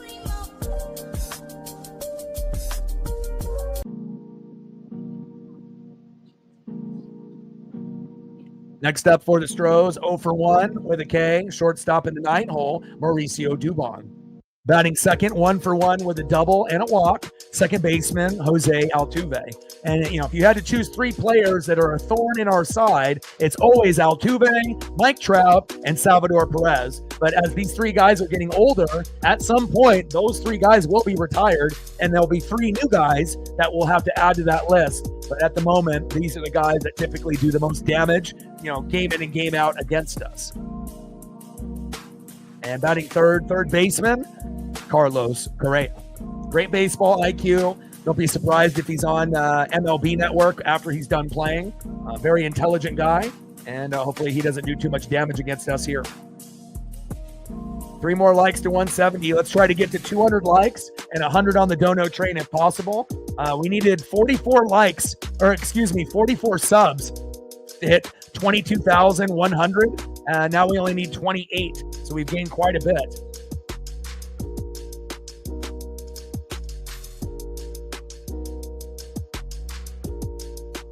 We're at 22,072 now. 28 subs to go. And, anytime you can gain 15 or 20, then you try to go from 20 to 30, 30 to 40, 40 to 50. Let's see if we can get 28 more subs and hit 22,100, since we just hit 22,000 just a day or 2 ago. 2-0 pitch, takes a strike looking inside. 2 balls and 1 strike to Mauricio Dubon. Toronto, Detroit, Seattle, divisional leaders at the moment. Obviously, the Astros were on the outside looking in, but after the Guardians lost today, unfortunately, obviously now they're a half game back to the Stros. But we'll see what happens there. 2-1 pitch, and Dubon grounds out to third. Gino is there. And that's a throw to Naylor, and see ya. Great chemistry, by Gino and Naylor from playing as teammates on the Diamondbacks, and then getting those 2 players to improve third base and first base, not only offensively, but defensively. I mean, it's not often that you get 2 of the top 4 guys at the deadline, and they both come to your team. Pretty special. First pitch to Jose Altuve. Fouls that one off, 0-1 count. Logan Gilbert on the mound. Jose Altuve in the box. Let's keep wheeling and dealing, Logan Gilbert.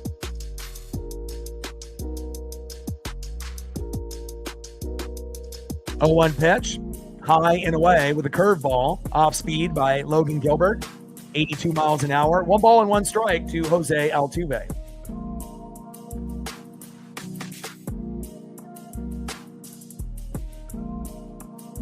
Yeah, Blue Jays Mariner rematch from 2022 would be amazing.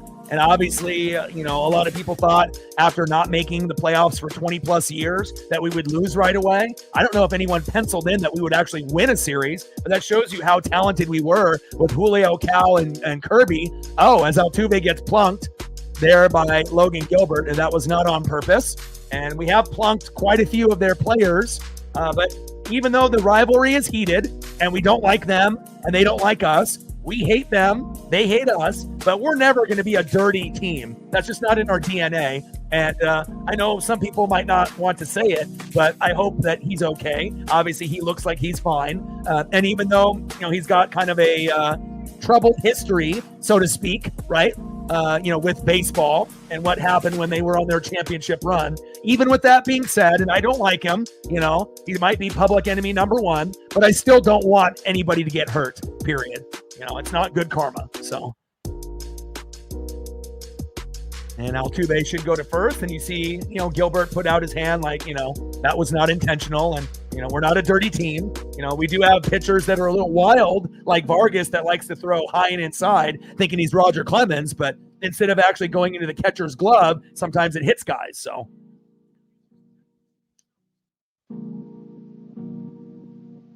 No, I appreciate that, Flying Monk. Thank you so much.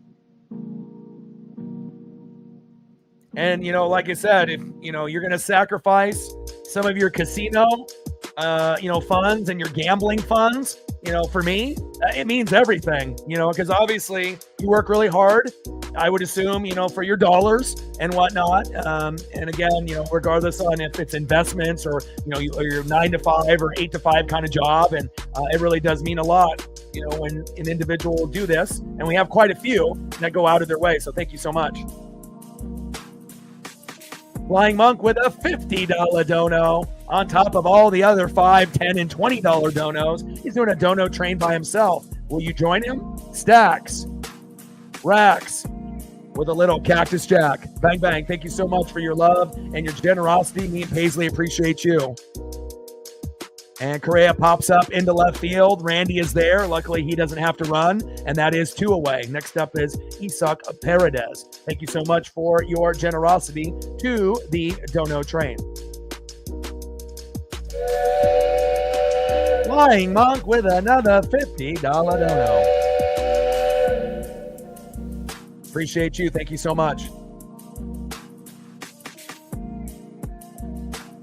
Casey, appreciate you.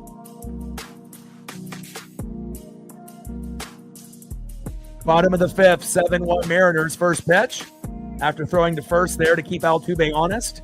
Takes a strike looking right down the middle, 0-1 count. I appreciate you. It means a lot.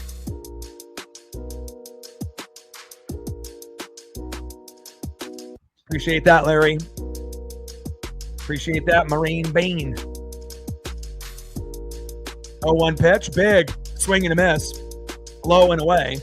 No balls and 2 strikes from Gilbert to Paredes. But I'll say this. I mean, I would rather have every game be on Root Sports, based on, Goldie.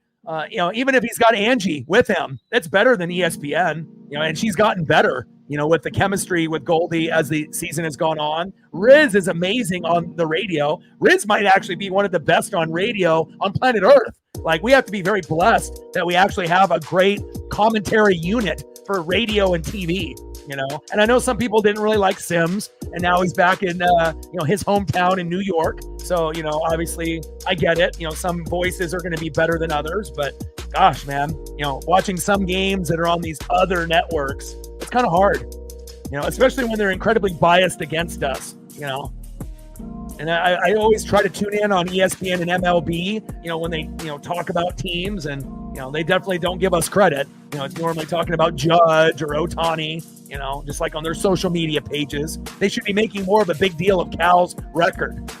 Throw to second, safe. And Altuve gets in there. Nice stolen bag by Altuve. I don't know if they're going to review that, but that was close. Riz, Bones, Buhner.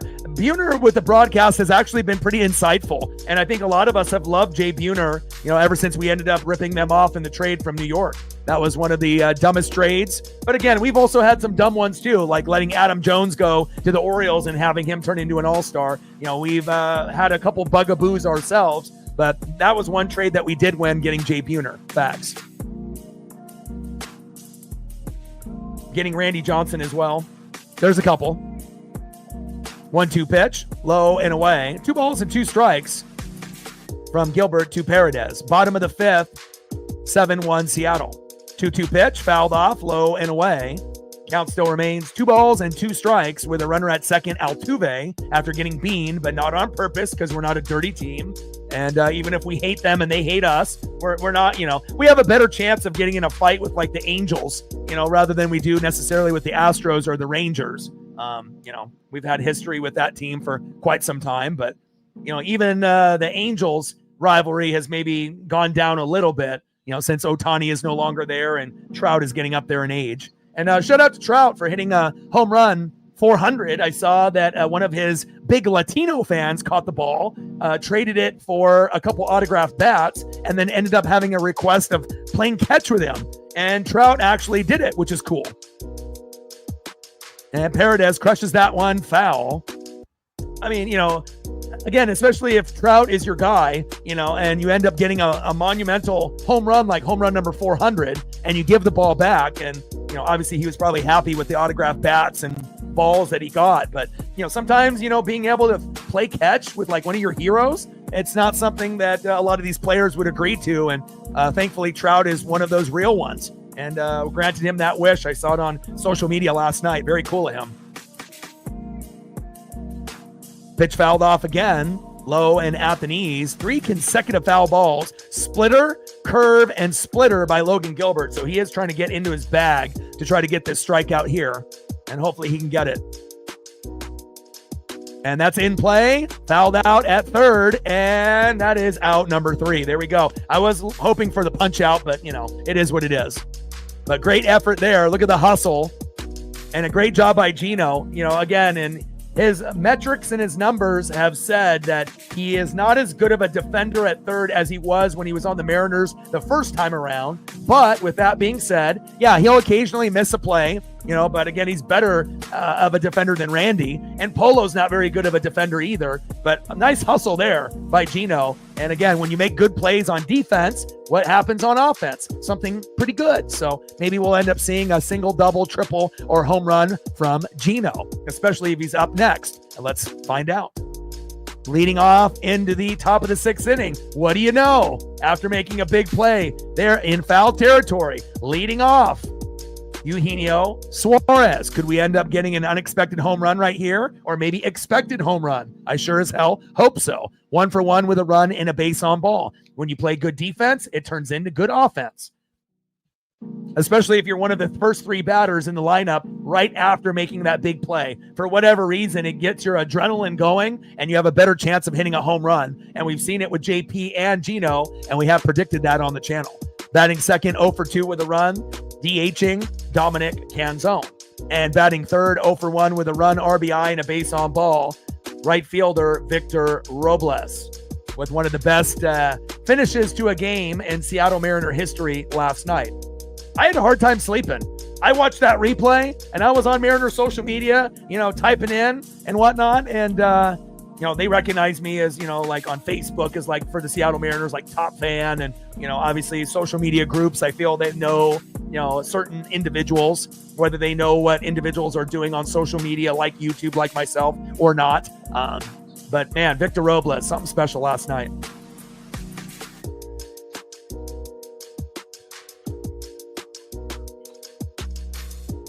Yeah.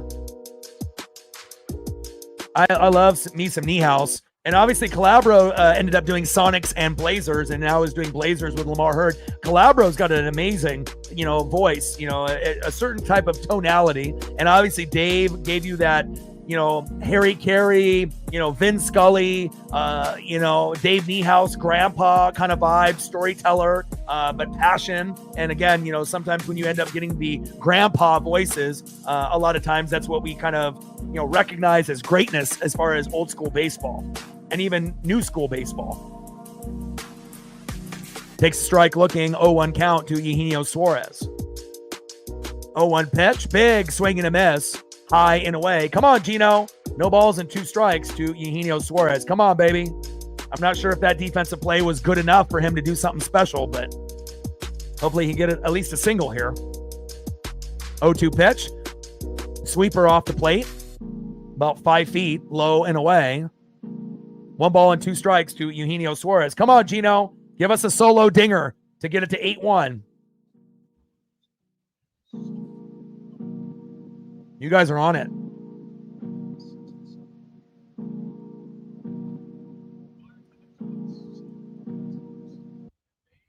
Players to hit 60 in a season: Ruth, Maris, Sosa, McGuire, and then they cut off the graphic there. 2-2 pitch. High and away. Count now is full to Gino. 3 balls and 2 strikes to Eugenio Suarez.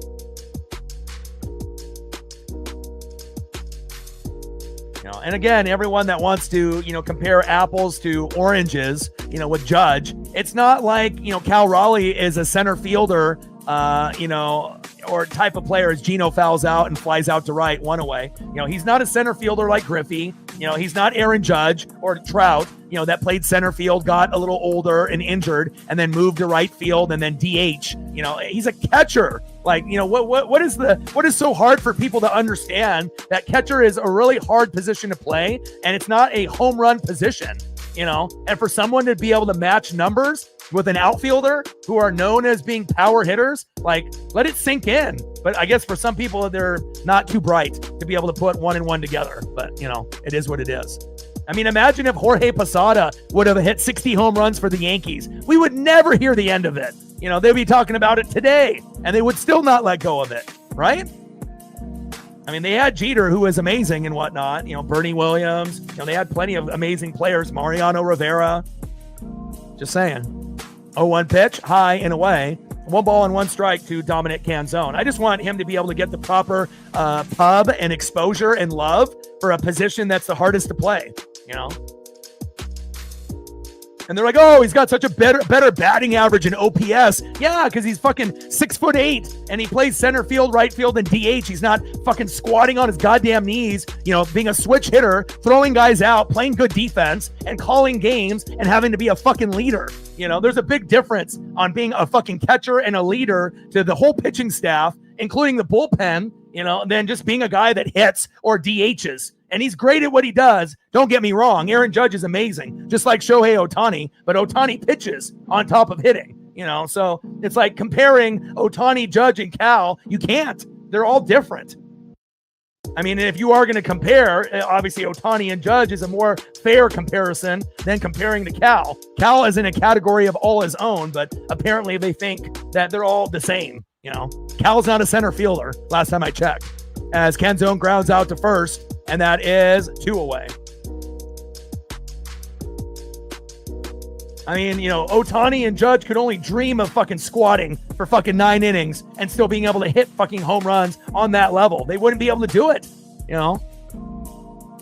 think about how much damage goes on your fucking knees, and his dad was a catcher.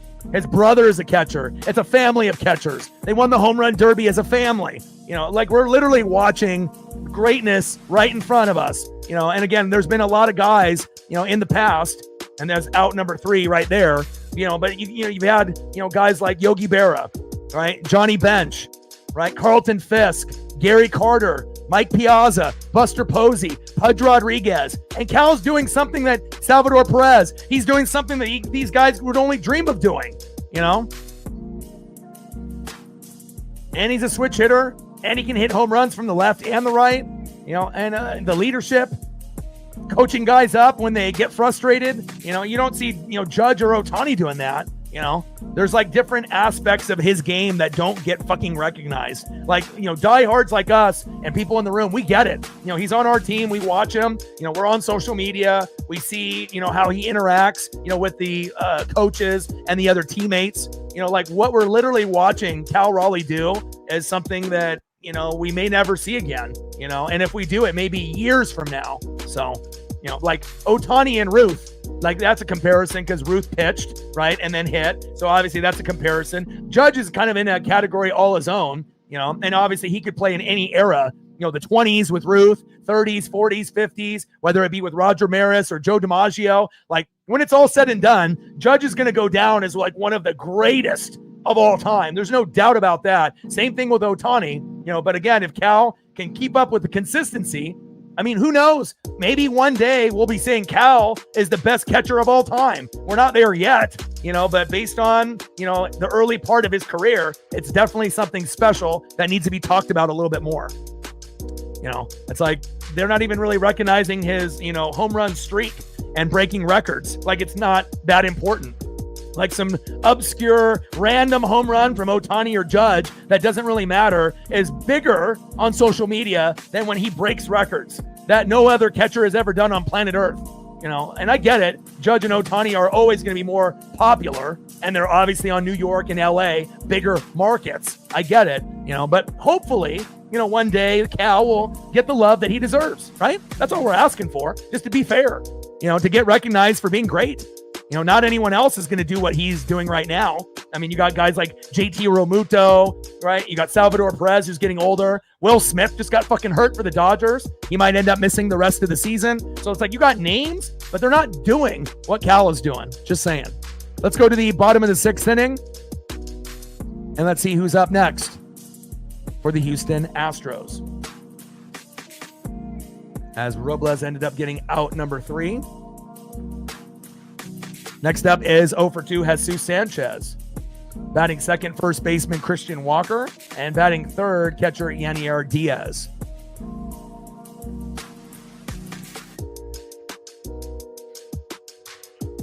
But I figured, I think I mentioned, I mean, pretty much all of the great catchers, you know, in many, many years of generations. There's other catchers that I might have excluded, but I mean, those are kind of the main ones, you know, as far as Hall of Fame or have done something special. 1-0 pitch, fouls it off, high and inside. 1 ball and 1 strike to Jesus Sanchez. Or just imagine if Cal was on the Dodgers or Yankees doing what he was doing now, then the pub would be a lot higher because he's on that bigger market, right? You know, it would be more explosion, you know, on social media if Cal Raleigh was on the Dodgers with Ohtani, or if Cal Raleigh was with Judge and they were the dynamic duo together. Like, just imagine what social media would be like, you know? But thankfully, he's in Seattle and he's ours.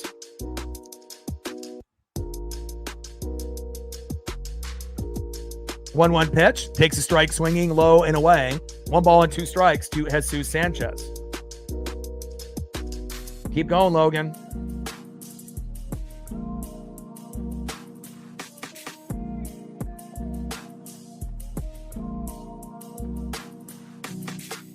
One-two pitch, low and away. 2 balls and 2 strikes to Jesus Sanchez. Let's go, Logan. Great job. I mean, you gave up 1 solo dinger to Zach Cole, and that's it. And obviously we had that explosion early within the first couple innings, and I still want us to try to get to 10 if we can. You know, I know we've been kind of coasting. You know, obviously the pitching has been good by Logan Gilbert, because if it wasn't, we would have one of those outings like he had in Philadelphia, and we never want to watch that tape ever again. Hit after hit after hit after hit after hit. It gave me a fucking migraine, and I don't get migraines.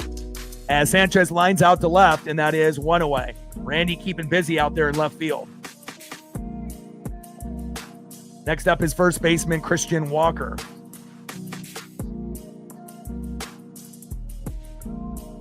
Could you imagine if Mariner games were on ESPN every day? It'd be a fucking nightmare.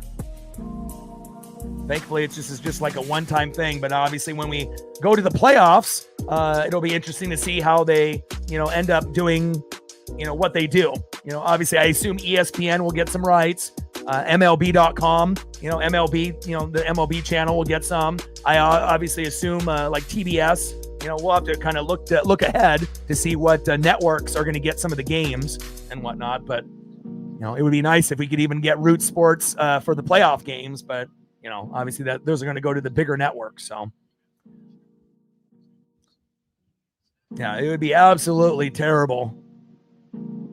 And again, I've listened to a lot of the other announcers, you know, because I watch both broadcasts, home and away. And we have to be very blessed that we actually have, you know, one of the best radio guys in Riz, and one of the, you know, best for play-by-play in color for our TV games as well. And then obviously I'll put in my 2 cents here on YouTube also. 0-2 pitch, low and away. 1 ball and 2 strikes from Gilbert to Walker. Yeah, well, Apple TV has 4K cameras, and I would agree they're better over there. The graphics are better, and, you know, even though the announcers, you know, still may be below par to our standard, you know, to what we get with Seattle and on TV and radio with Riz and Goldie, but I like Apple TV Plus broadcast much better than ESPN. You know, again, the 4K cameras does it for me. 1-2 pitch, fouled off. 1 ball and 2 strikes to Christian Walker.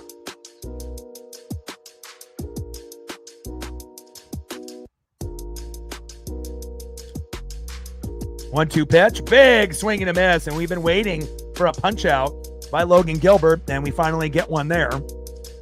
And Logan Gilbert now has 4 Ks. You know, not something that jumps off the page, but again, 5.2 innings pitched, 3 hits, 1 earned run, only 1 walk, 4 Ks, 85 pitches, 58 strikes with a 3.44 ERA, and he's only given up 1 home run. And again, we've seen Logan, struggle in the second half of the season at times, and at other times be electric. And again, to only give up 1 run is phenomenal. And again, having Wu, with the peck, we'll monitor that. Kirby, obviously doing what Kirby does. And then we just have to hope that Castillo and Miller against a shitty Rocky team don't shit the bed. And if they end up giving up 4 or 5 runs, hopefully the Mariners score 7, 8, 9, 10 to make up for it. So, because we don't want to have necessarily Miller and Castillo against the Dodgers if we can, prevent that, But at some point, in the playoffs, we're going to have to roll with Castillo and Miller, and hopefully it's the good version of them.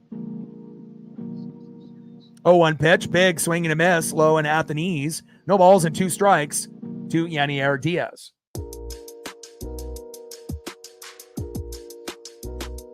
Yeah, I mean, Netflix is already going to have some of the games on, either Thanksgiving or Christmas. So, you're starting to see the transition on the apps, Hulu and, Apple TV Plus. I mean, pretty soon it's going to be, it's going to be on there, not full time, but, it's definitely greed and it's a bidding war.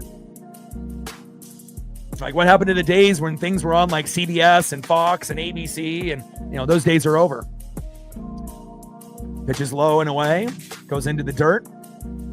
1 ball and 2 strikes from Gilbert to Diaz.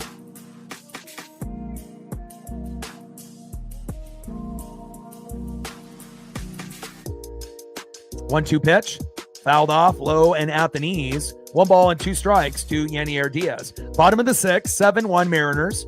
And again, not having Jeremy Pe&ntilde play is absolutely fantastic. It's definitely helped us, not only with not having to worry about his amazing defense, but also the ability to get singles, doubles, triples, home runs, and the occasional grand salami that he had yesterday. And we're in control. We're up 6. I still want us to get to 10. I don't think that's asking too much after getting 7 within the first couple innings.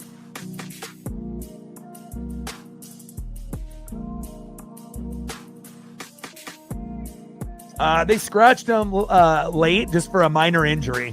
They just wanted him to rest up, so.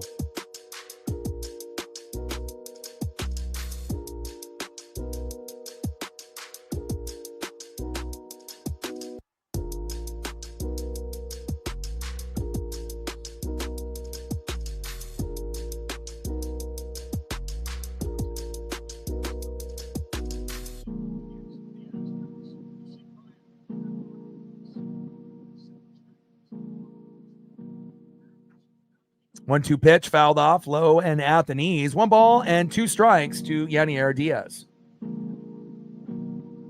1-2 pitch, fouled off, low and away with a curveball, off speed, 81 miles an hour by Gilbert. And you can tell he's starting to get a little tired. He's getting a little gassed, but he's doing his best to try to finish strong. And hopefully we can just get this last batter out. And right now he's sitting at 90 pitches. So we would assume this will be his last inning. And hopefully we don't have a meltdown like we did from Brash or Carlos Vargas last night. Brash gave up 4 and we ended up losing. And Vargas gave up 4, but luckily we were, up 6-0 at the time. And, if we weren't, we would have probably lost that game as well. And also, if Victor doesn't make the catch yesterday, we might lose also. Diaz grounds out to the shortstop, throw to first, and that is out number 3. All right, let's go to the top of the 7th inning. Mariners in firm control. Get the brooms out, Harry Potter sweeping style, and let's see if we can add on just a little bit more before we end up getting victorious here tonight. Next up, 1 for 2 with a run, 4 RBIs, and a grand salami, J.P. Crawford. Batting second, 1 for 3 with a run. He might be a liability in left field defensively, but he can hit once in a while. Randy Arozarena. And next up, for the Mariners, 1 for 3 with a run, 2 RBIs and 2 Ks. He just hit home run number 58 earlier in the game. Can we get home run number 59 right here? I sure as hell hope so. Big dumper, Cal Raleigh. Trident's up. Let's go, M's.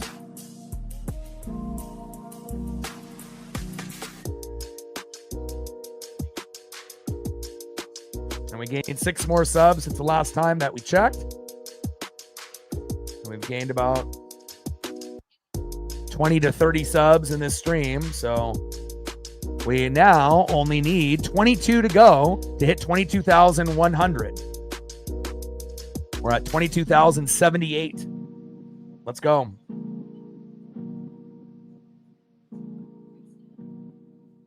And shout out to Ronald, Demendo, Reflect, Kiki's Dragon, Flying Monk, not only here, but an additional 5, 10, 20, and 50. Appreciate you guys. You guys are the MVPs. Appreciate you.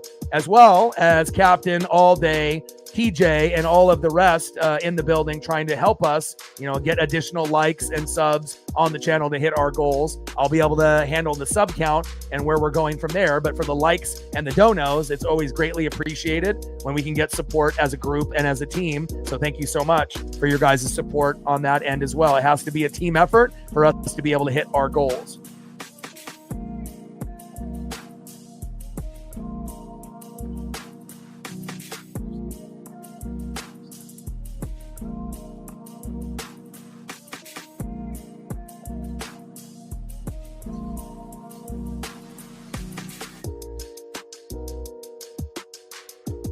Well, obviously Miller and Castillo are up next. And then if Wu is out, then we might have to, have like a Emerson Hancock or something, just temporary fill in, because I don't think they're going to go with just four starters at that point. But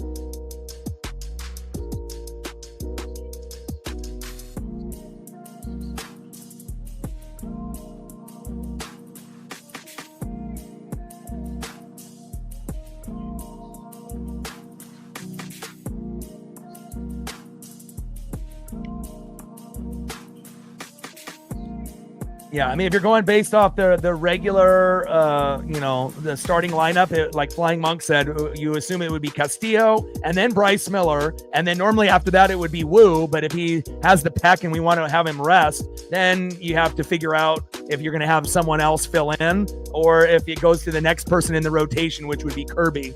And then it would go, start over again. So I guess it kind of depends on if they want to be able to have that replacement, come in like for a game, like a Logan Evans from AAA, you call him back up, or you have Emerson Hancock pitch one game for Wu while he rests, and then you go back into the regular rotation. And, so it's not like we're going to have, we're trying to save our best, pitchers for the Dodgers series. But again, you're going to want to have at least one good pitcher in the Rocky series, because if it ends up being Castillo and Miller, we better score like 6 to 10 runs, because we don't really know what we're going to get out of those guys. They may end up giving up, 3, 4, 5, 6 runs. So offense needs to be there to kind of make up for it. 2-1 pitch, takes the strike swinging, low and at the knees. 2 balls and 2 strikes to JP Crawford.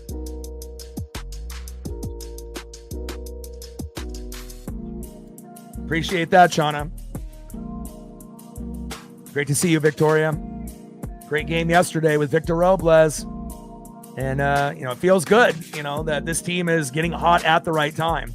And a couple weeks ago, they had us as the maybe third team that could potentially make the World Series. And now we're first in a lot of the nerd analytic websites and whatnot. So, and down goes JP, and that is 1 away. But we definitely have been kind of going through the motions after JP hit that grand salami, and then Cal Raleigh ended up hitting the 2-run jack. And, pitching has been great from Logan Gilbert up to this point. But again, I still would love to add on at least 1 to 3 more runs, especially since we've been kind of, coasting, so to speak, for the last 5 innings. Craig Kimbrell on the mound, Randy Arosarena in the box.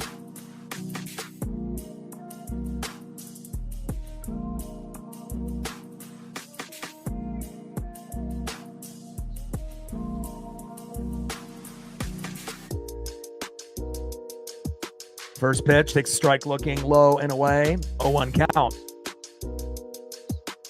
0-1 pitch, big swing and a miss, high and inside.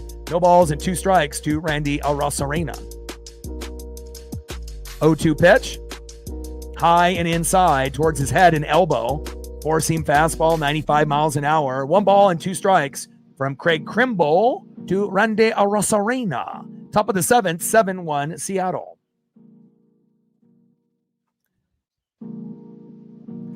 Yeah, I mean, especially if, whoa, and that one almost hits Randy in the face. I mean, if there's an equivalent to Vargas on the Astros, it's Kimbrell. And if he doesn't duck, that would have probably caused brain damage. We have to be very careful when you got a guy like this coming at you.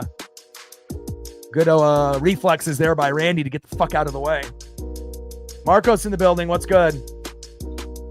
Yeah, man. Baker Mayfield. 3 straight weeks. He's going to be in the MVP conversation. Pretty cool. Pitches low and away. 2 balls and 2 strikes to Randy Arozarena. 2-2 pitch. Automatic ball pitch timer violation. Count now is full. 3 balls and 2 strikes to Randy Arozarena. Yeah, but probably letting Wu rest if the pec is sore and not even testing him in the Dodger series or Rocky series would probably be ideal. And obviously we're battling for wins in position.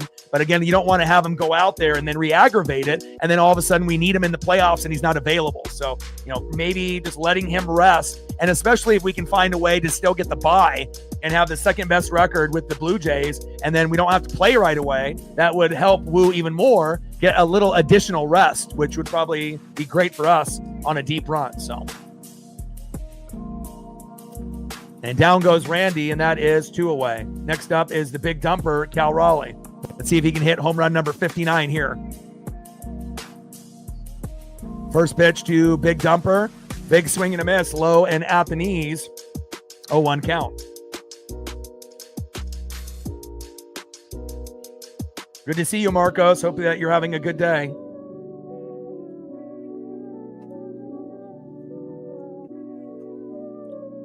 Appreciate that, Flying Monk.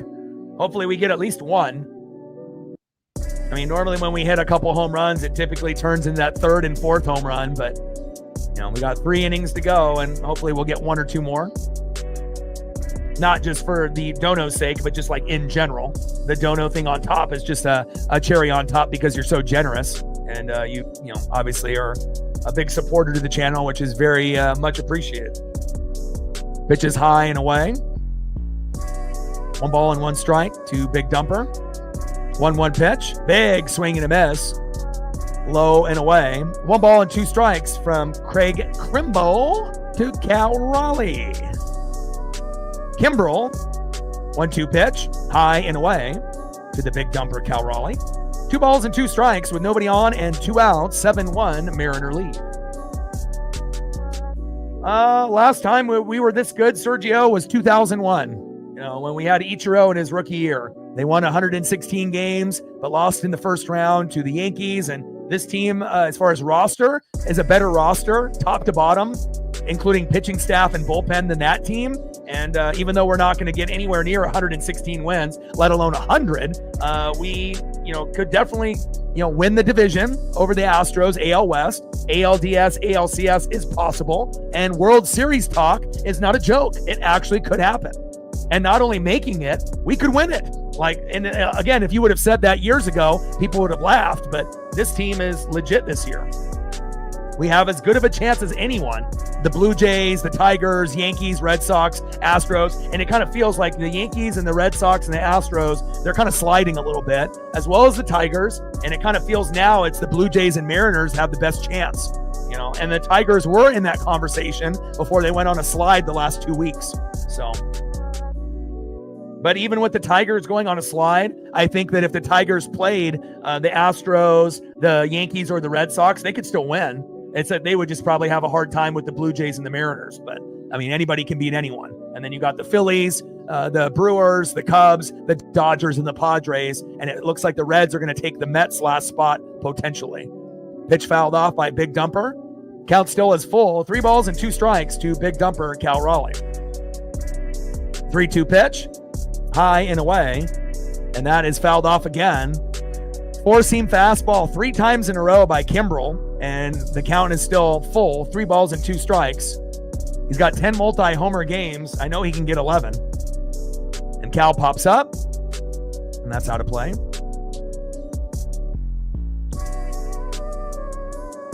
And Raleigh strikes out swinging after that long at bat. That's okay. And again, he's already, sitting at home run number 58. He only needs to get, 2 more home runs in 6 games. And there's a good chance that he multi-homers one more time. So there is a chance that he could get to like 61, 62, but maybe even just 60, is definitely possible. Because you got to think he's not going to homer in every game. You have to assume best case scenario, he homers in 3 games out of 6. Realistically, probably 2 games out of 6, and he might be able to multi-homer in one of those. So if we can get 3 more home runs, that would put him at 61. But if he doesn't multi-homer and just does what he does today, then that would put him at 60, and that would be fucking amazing. I don't need him to, tie Judge. He's a catcher. 60 home runs is fucking bananas. Again, if you would have told any old school fan that is over 40, that's like 40 to 100, that in 2025, that there would be a catcher that would hit 60 home runs, they would fucking laugh at you. They would be like, no way. The record was 48, and even that was crazy. And that was Salvador Perez, So it shows you this is not typically a position, that homers are hit. And not only that, you're squatting for 9 innings plus. He's a switch hitter. He's great defensively, one of the better defensive catchers out there. He's a great leader. I mean, there's just so many things that we have to be so proud of that we have that every other team wishes they had. Facts. All right, let's go to the bottom of the 7th inning, and let's see who's up next here for that Astros.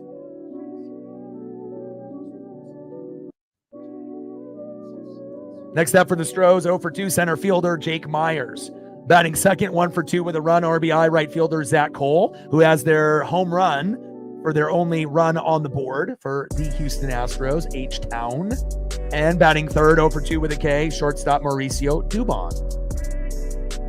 And obviously when Julio and Cal and Kirby came up in 2022, it was Julio. Oh man, King Griffey Jr. 2.0. Julio's the face of the franchise. But now, since Cal is the face of the franchise, it's better, that Julio can be Scottie Pippen because it's less pressure. So it's like, for every Jordan, you need a Pippen. For every Kobe, you need a Shaq. And again, it's nice to be able to have this dynamic duo. And not only that, having Julio and Cal, we have so many others that are very good players. Naylor, obviously we know Randy sucks in left field, but as far as hitting, Randy, Polo, and then you just go up and down the list. And even guys that you don't expect to really be that great in 7, 8, in the 9 hole, those guys are producing also. You could argue our 7, 8, and 9 might be better than almost everyone in baseball. So again, once you start putting that all together, you have a championship contender through and through. And the cool thing is, this is not a flash in the pan, a fluke. Oh, Mariners are going to be good this year and you're going to suck for 10 years. No, we're going to be good. And, for the next 20 years, like, if we keep building, this way with the farm system, we still got Cade Anderson next year, Durangelo, right? You got Colt Emerson in AAA, right? Lazaro Montes is working himself in the farm. We just got Harry Ford. He's not playing yet. You got Ben Williamson. It's like we got all of these guys, and eventually there's going to be more of a youth movement. You would assume that like Luis Castillo won't be on the team next year, right? Mitch Garver won't be on the team next year. There's going to be some movement, and Gino won't be on the team next year, but we have guys that can fill in that we feel confident in. They may not be the same type of home run hitter, as Gino, but we like Ben and his defense, and Ben has been doing better in his hitting, and I think he's a fan favorite. I know I like him. And then you got guys like Cole Young that can get better and better. So it's like, we're super deep, and we have a lot of potential, and it's just exciting, considering the last 40 years, we were only good for like 4. And then now we might be good 13 out of 20 years. That's exciting. And hopefully in that run from 2022 to 2042, we can go to a World Series or 2 and hopefully win at least 1, right? I mean, it'll be a dream come true for not only me, but for a lot of y'all to be able to see the Mariners win the pennant. Even if it's just one time in our lifetime, it would be fantastic. And Myers grounds out, throw to first, and that is 1 away. Also considering we're the only team that's never been. But we're not the only team that has never won. There's still about 5, 6, 7 teams, that obviously have gone, but they haven't won, in that graphic that I saw a few days back. But we're the only team that's never been, so you can go, but that doesn't mean you're going to win, but, And we got Caleb Ferguson on the mound. Hopefully he doesn't shit the bed. First pitch to Zach Cole, low and away, 1-0 count.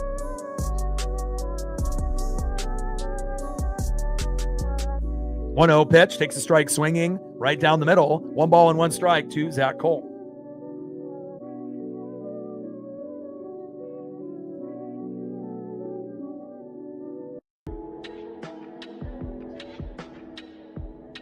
One pitch in play, and a nice single there by Zach Cole. Come on, Caleb. If we're going to bring you in the pen, we need you to be solid. We can't have a Matt Brash, Carlos Vargas situation. Nice job by Zach. Obviously, the main individual that's trying to do something for the Astros here today. Hit a home run, and now a nice, beautiful single there into right field in front of Victor. Next up is shortstop Mauricio Dubon. Let's see if we get a slow dribbler right up the middle to JP, a throw to Naylor, and we get out of this inning unscathed. Yeah, I 100% think that we're going to re-sign Naylor. And again, that means that Castillo's gone, Garver's gone, Gino's gone, but I don't think any of us would really care. I mean, even if you love Garver or you love Castillo or you love Gino, based on how old they are and the money that's owed, it's going to be a smart decision to move on, from those 3 guys. And that way we can bring up Cade Anderson, who won a natty with LSU. It'll give us our first lefty starter that we can rely on, not named Robbie Ray, and actually, or Jamie Moyer. Like, we can actually have someone that we can, believe in, that can be exciting on the mound. And it also will give us a lefty that we haven't had in the starting rotation, it feels like, in a long time. So, and then when we get Durangelo going too, that will be exciting as well. Switch pitcher. Dubon singles to left, and Caleb Ferguson having a mini meltdown. Runners at first and second now with 1 out. Next up is Jose Altuve.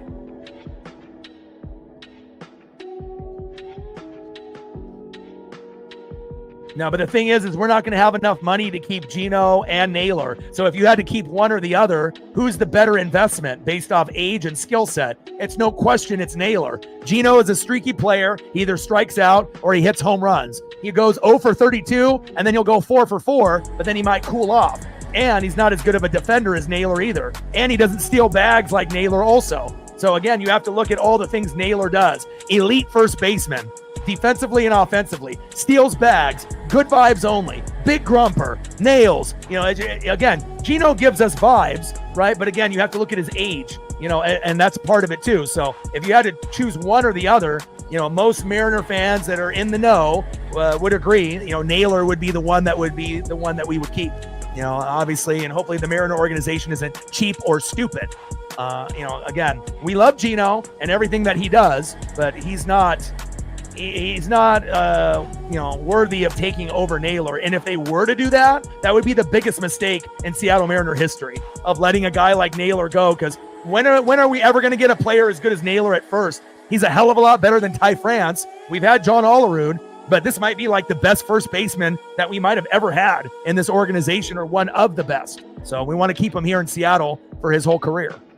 0-2 pitch, low and away. 1 ball and 2 strikes to Jose Altuve. Runners at first and second with 1 out, 7-1 Seattle.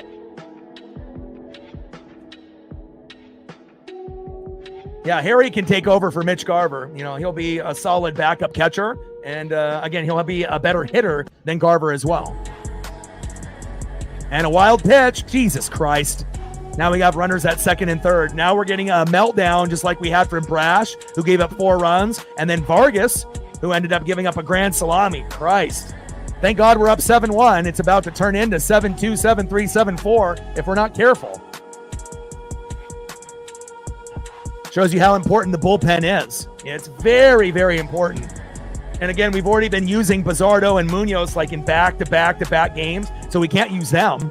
And obviously using Gabe is better than Caleb.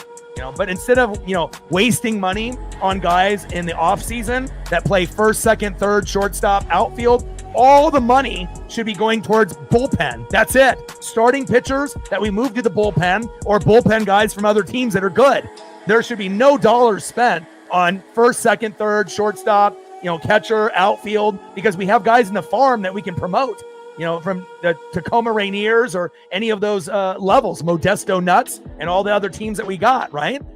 So, hopefully the Mariner organization understands that, because if you waste money on guys like Garv, and Miles Mastrobuoni, you could be improving the bullpen, and obviously it's a weakness, even though it's been a little bit better as of late besides right there. And that's a big RBI right in front of Victor Robles, and Cole comes home, 7-2 Seattle. Now with runners at first and third with 1 out. Pull him. Dog shit. Yeah, but also, too, look at Emerson Hancock. You know, he can't even be a bullpen pitcher. He can't start, and he can't be in the bullpen. But I think Logan Evans, if we called him up, and then we put him in the pen, and we used him at home, it would work. And obviously, he hasn't figured out how to win on the road, but at some point, Logan will.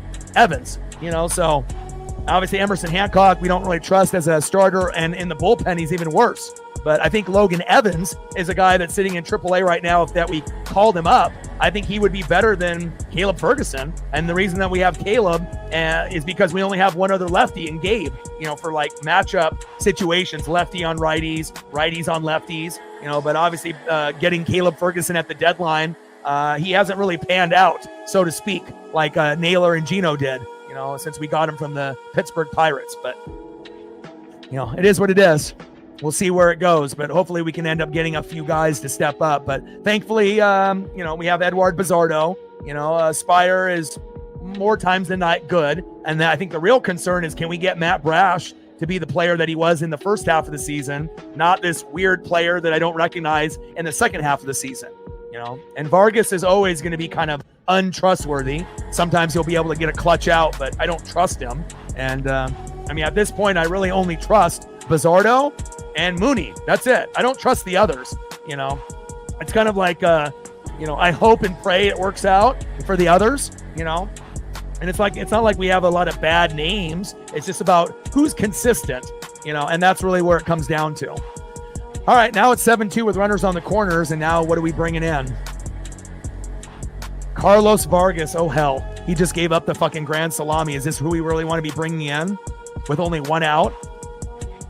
All right, everyone, put your hands together and pray.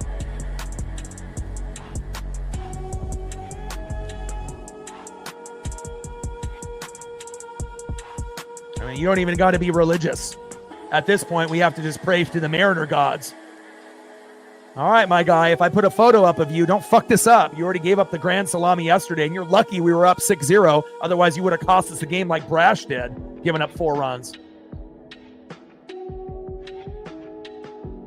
We just need one of their hitters to be undisciplined, to swing at something high and inside or low and away, and then we get that double play and we get out of this inning.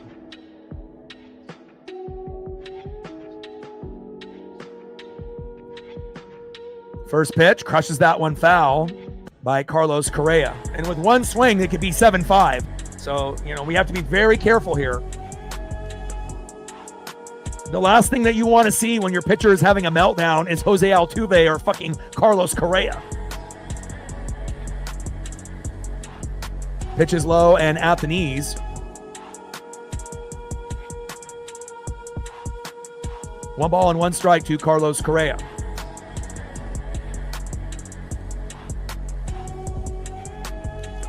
One pitch. And here we go. Double play. Throw to first. Yes!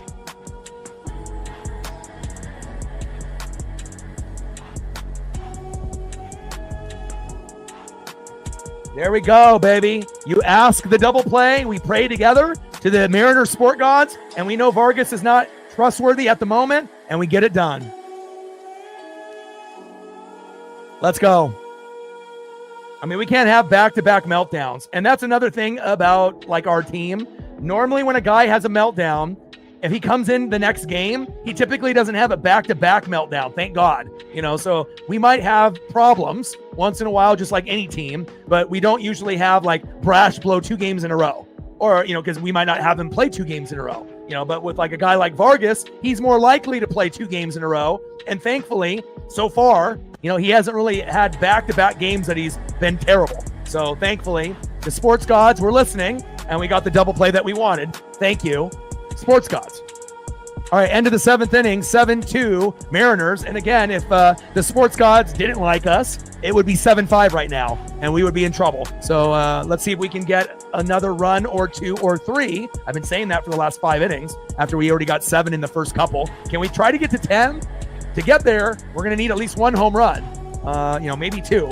But who will be the individual that will do that? Let's find out. Next up for the Mariners, 1 for 3. A good opportunity here for Julio Rodriguez. Trident's up. Batting second, 1 for 3. It's the big grumper. It's Nails, Josh Naylor. And batting third, a guy that's due for a home run, 1 for 3 with a run, Jorge Polanco. So Julio with a single, Naylor with a single, Polo with a 3-run jack, 10-2 Mariners. Does that sound good?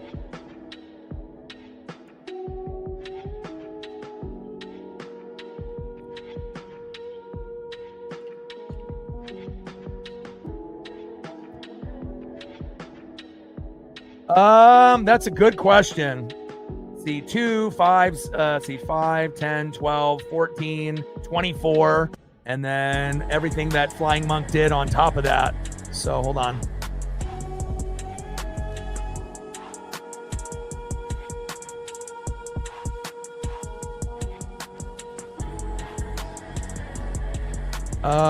Let's see, 5, 70, 80, 85, and then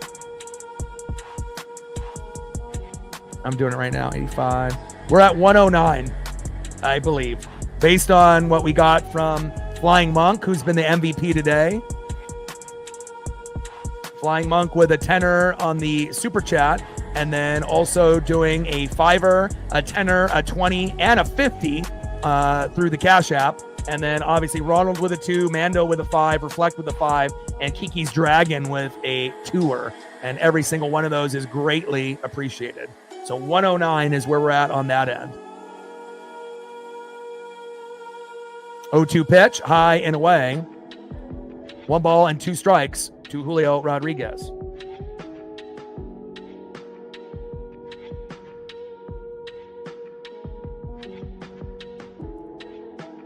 One-two pitch, high and away with that slider off speed, 81 miles an hour. 2 balls and 2 strikes from Hernandez to Julio.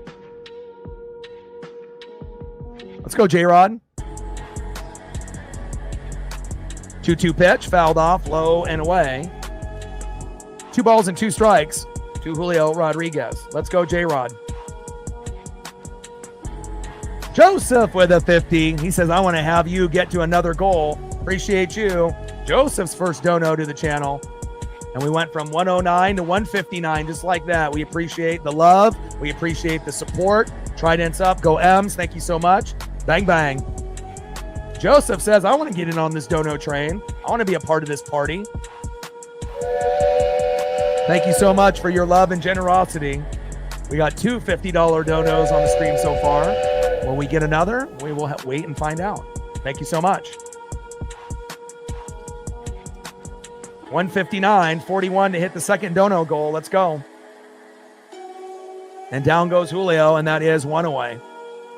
Let's take a look at our sub count to see how many more we need there. We needed about 40 to 50 to hit 22,100. Now we only need 15. 15 subs to hit the next goal. And we've already gained like 30 plus.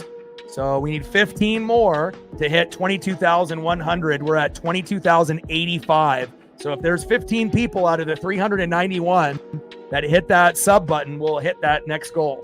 Let's go.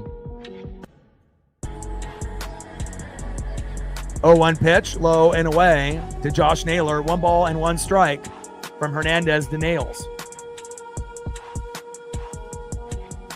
Let's go, Josh. Tridents up. 1-1 pitch, fouled off, high and inside. 1 ball and 2 strikes to Josh Naylor. Can we get another home run or 2 before this one is up? Let's go.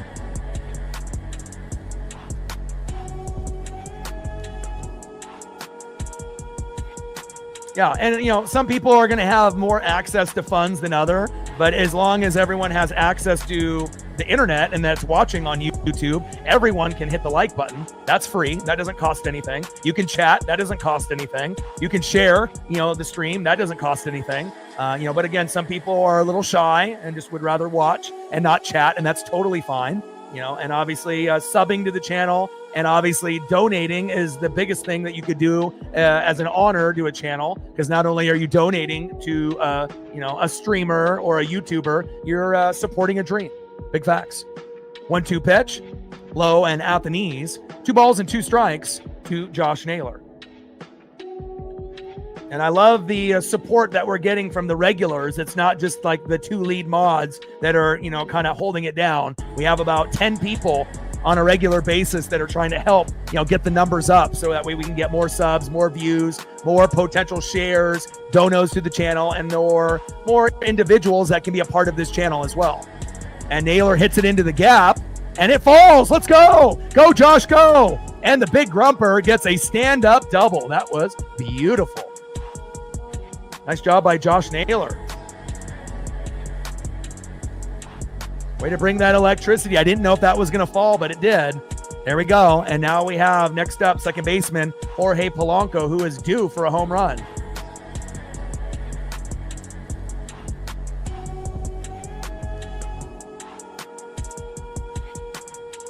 Can we get it to 9-2 Mariners? First pitch, fouled off, high and inside. 0-1 count.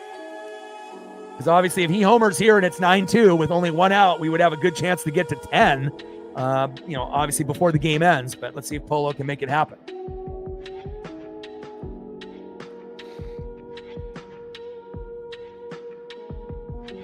Oh, you're in Denver today. Awesome. You're going to the Mariners game on Thursday? Oh, I'm jealous. Awesome.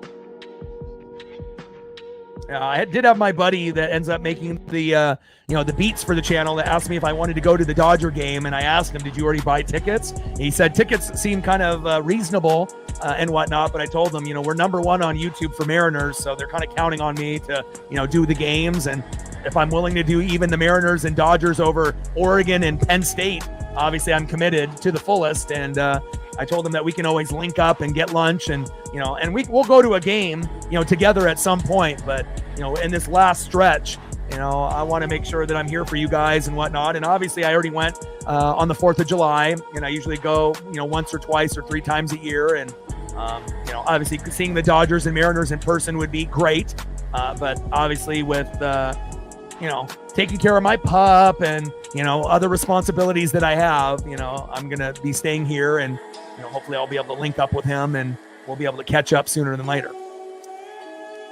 Come on, Polo. Yeah, I don't really necessarily have the funds, to go, and whatnot. And, I love going to games in person. Don't get me wrong, but I love calling games as well, and I'm definitely blessed to be able to be in a position to be able to, do live play-by-play and reactions for, games, and to make a living off of it, and to be able to potentially do this for the rest of my life. But, I'm content. I already, again, I got to see the Mariners, beat the Orioles last year on the 4th of July. Got to see, the Mariners beat the Pirates on the 4th of July. I saw Cal hit 2 home runs in person, which was insane. Even Dylan Moore hit a home run when we were there, as well as Randy. So, I would love to go. My dad's a big Dodger fan as well. He's been a fan since the 50s, but, again, I'm going to be here, and we're going to be able to rock it together when we see this magic happen with the Mariners. 0-1 pitch, and that's a big swing and a miss. No balls and 2 strikes to Jorge Polanco. 0-2 pitch, fouled off, low and at the knees. No balls and 2 strikes to Jorge Polanco. But I have other things that I need to get. Like I walk like 5 miles a day with my pup, and my shoes are starting to give out. So if I buy some new Ons or Nikes or Hokas, that's like $150 to $200 that will only last me like 6 months. So I got to make sure that I'm comfortable on my feet if I'm walking, 3 times a day for 30 to 45 minutes and whatnot. So unfortunately, I would love to be able to go, to the Mariners, but I got other obligations. I got to take care of my pup. I got to buy things for her. And, there'll be another opportunity for me to go to a game, whether it be in the playoffs or next year. 0-2 pitch, fouled off again. Polo working. No balls and 2 strikes to Jorge Polanco.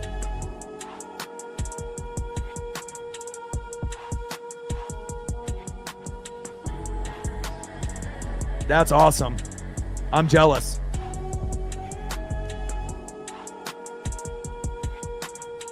Pitch fouled off again, high and away. Count still no balls and 2 strikes from Hernandez to Polo. Come on, Polo. You're overdue for a home run, baby. Yeah. And again, sometimes you have other obligations, it's like, I'm not the type of person to like put off bills. I have to make sure that my pup is like, first priority. It's like, I'm the dog father. So I got to be a good dog father to her. And, Polo pops up into center field and flies out. Naylor tags up and makes it to third. Safe. Also, too, the jersey that I have on, my best friend ended up buying it for me when I was a little bit lower in funds on the 4th of July. And as anyone knows, baseball jerseys typically run, like 175 to like 375 if it's like a stitched jersey. So I don't really have too many people in my life that would actually, buy me a jersey, that would be like a $200 thing on top of tickets and going to the game. But obviously I've slowly but surely paid him back, but I still have a little bit more that I need to. So I would rather, instead of using money to go to the Dodger game with my other friend, I would rather take care of my best friend and make sure that he's squared up, because, you want to make sure you don't burn any bridges and you have good friendships, as you get older, as obviously Polo pops up and that's out number 3, as you get older, you start to realize your piece really does mean something. And, you go from being, kind of a party animal, and then you start to be a little bit more reserved, and you start to realize it's okay to have a couple friends rather than having 10 or 20 acquaintances that wouldn't really be there for you if you were in a jam. And, at this point, I've cut back on a lot of the people that I used to hang out with. And, I would rather make sure that,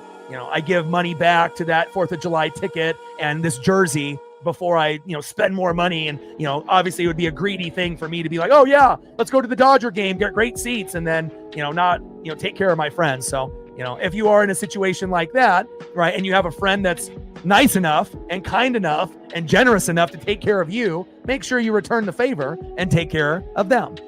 Let's go to the bottom of the 8th inning, 7-2 Seattle. And it's crazy too, because when we went to the Mariner game, they have this amazing Mariner shop that's like on the lower level. It's fucking huge, right? But they had no extra large Cal Raleigh jerseys, like 0. They had smalls, they had mediums, they had schmediums, they had larges, and then, had some, maybe some bigger sizes, but they didn't have any XLs. So we got a little disappointed. So then we end up going to like the food court level, right? And they have a little gift shop there. And we thought there's 0 chance that they're going to have an XL, let alone 2 stitch Cal Raleighs. Lo and behold, we talk to the guy and we say, could you look and just see in the back if you guys have them? And what do you know? Lo and behold, 2.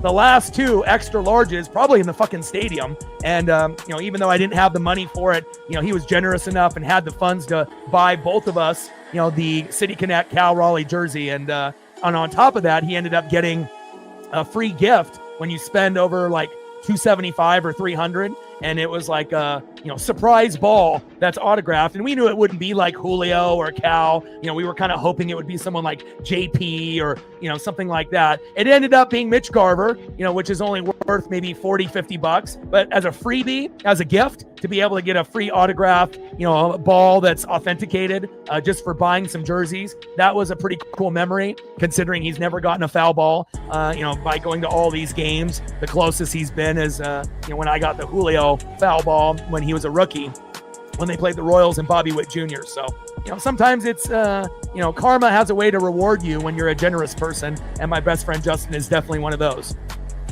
Vargas is still on the mound to Paredes. 0-1 pitch, low and away. 1 ball and 1 strike from Vargas to Paredes. Bottom of the 8th, 7-2 Seattle.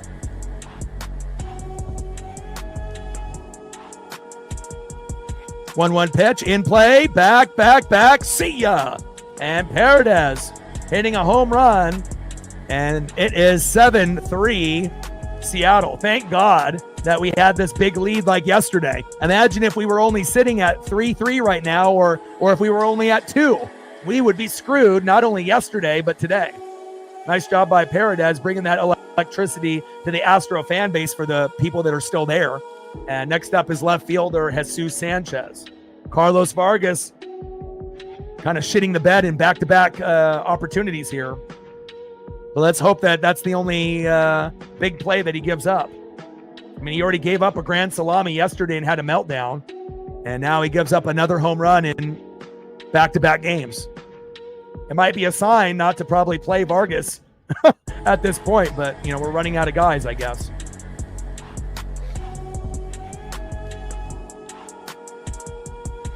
Yeah, so if you look at the division, it's based off your wins, losses, tiebreakers, and again, head-to-head matchup. So, going into yesterday, the Astros were out by like a half a game because the Guardians won 13 games, 12-1 record in 13 games that were super hot. So the Astros had to slide out because they, based off the tiebreaker, they were out. But then the Guardians lost today, and so now they're a half game behind of the Astros. But based on if we beat them, then we'll kind of see how it all plays out. If you actually go to ESPN and then you go to the standings and then you can click on the wild card and then it'll kind of go over, who's available and who's not.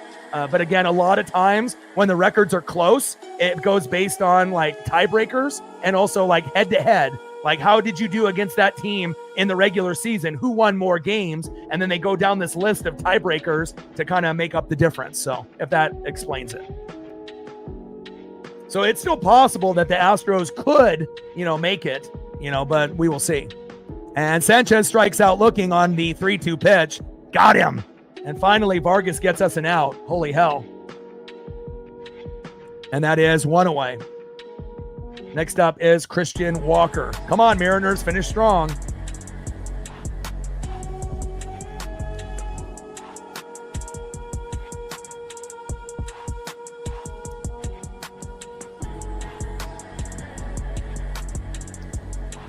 My dad is getting up there in age, but he's got a little bit of property, lives about 45 minutes away. But again, my mom's getting up there and whatnot. And obviously I had, usually with me, how it typically goes, it's usually either I'm single, for 5 to 8 years, or I'm in a relationship for 5 to 8 years. And then I had a couple, relationships for about 7, 8 years. And then obviously, as with this economy, it's tough. And, if you end up having a breakup, someone stays, someone goes. And, I was in a position a couple years ago where, I didn't really have anyone I trusted, besides my best friend.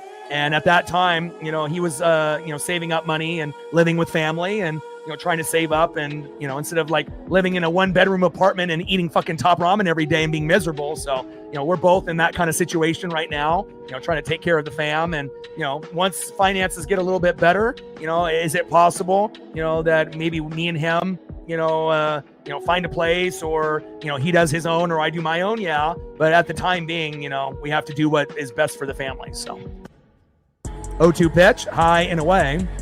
1 ball and 2 strikes to Christian Walker. And now we have a automatic ball pitcher time violation on Vargas. Holy hell. 2 balls and 2 strikes to Christian Walker. We got to stop the bleeding here.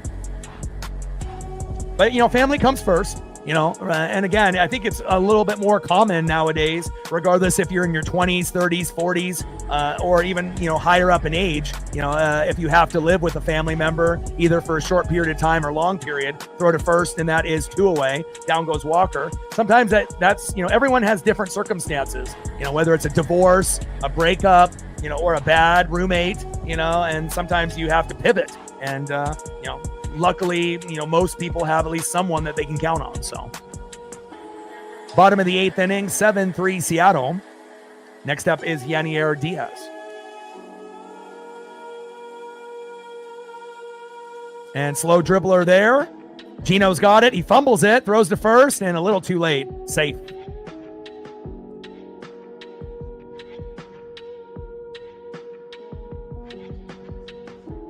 And that was an error there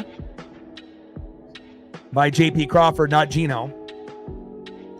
Next up is Jake Myers. And again, we've had a few, kind of full speed, trying to barehand it. And we've seen, Gino and JP have a couple bugaboos and whatnot. But again, as long as we finish strong, I would love for us to get to 8, 9, or 10. But at this point, it looks like we might be just stuck at 7. But, as long as Vargas doesn't keep up this meltdown and we can get out of this, we'll be fine.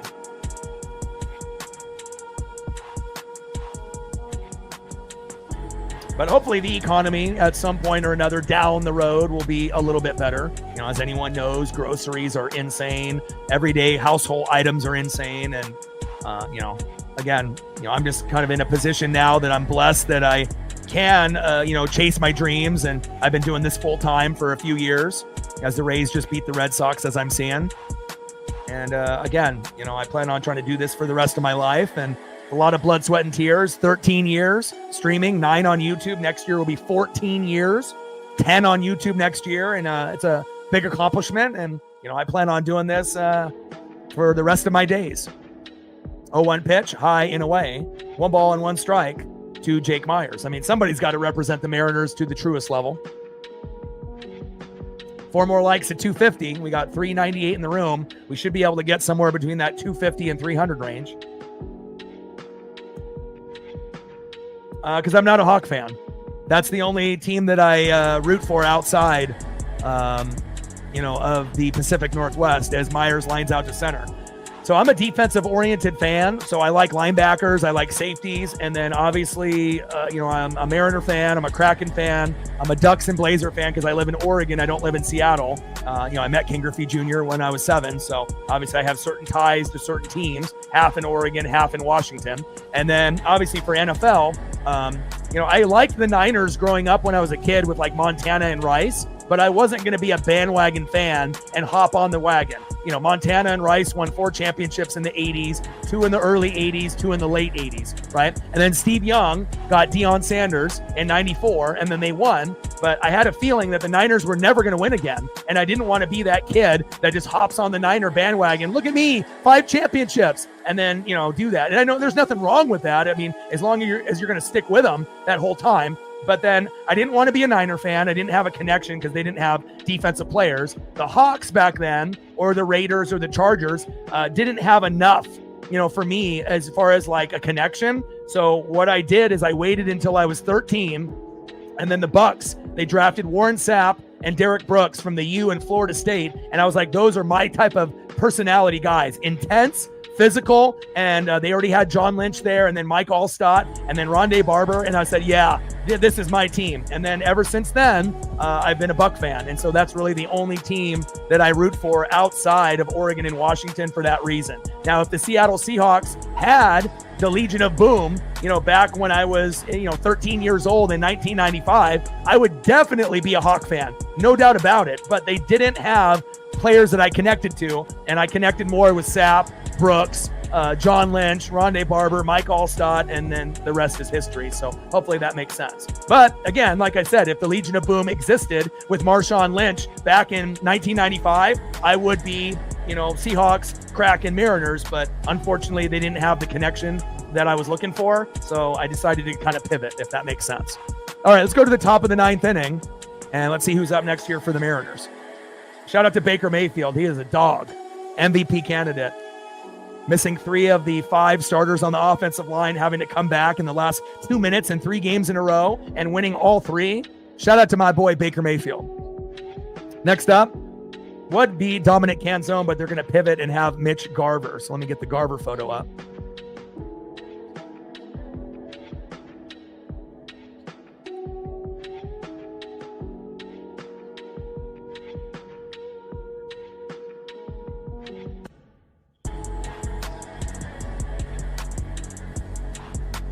All right, leading off for the Mariners here in the top of the 9th. Takes a strike looking low and at the knees, Mitch Garver. Batting second, right fielder, the hero last night, Victor Robles. Catch of the decade. And then batting third, shortstop, J.P. Crawford, who had a grand salami to put us up early, 5-0 at the beginning of the game. Unless they end up having people pinch hit for Robles and J.P., but we'll find out. 0-1 pitch, in play, popped up, and Garver flies out to second, and that is 1 away. Down goes Mitch. Next up, right fielder, Victor Robles.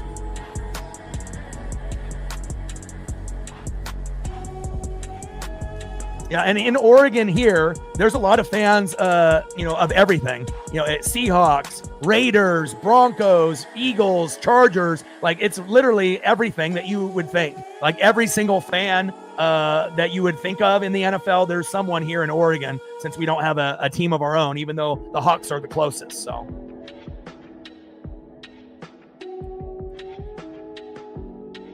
Wow, 6-6 Chiefs and Giants. Holy hell, Chiefs are in trouble. They go to 0-3 and lose to Russell Wilson. Good night. Holy hell.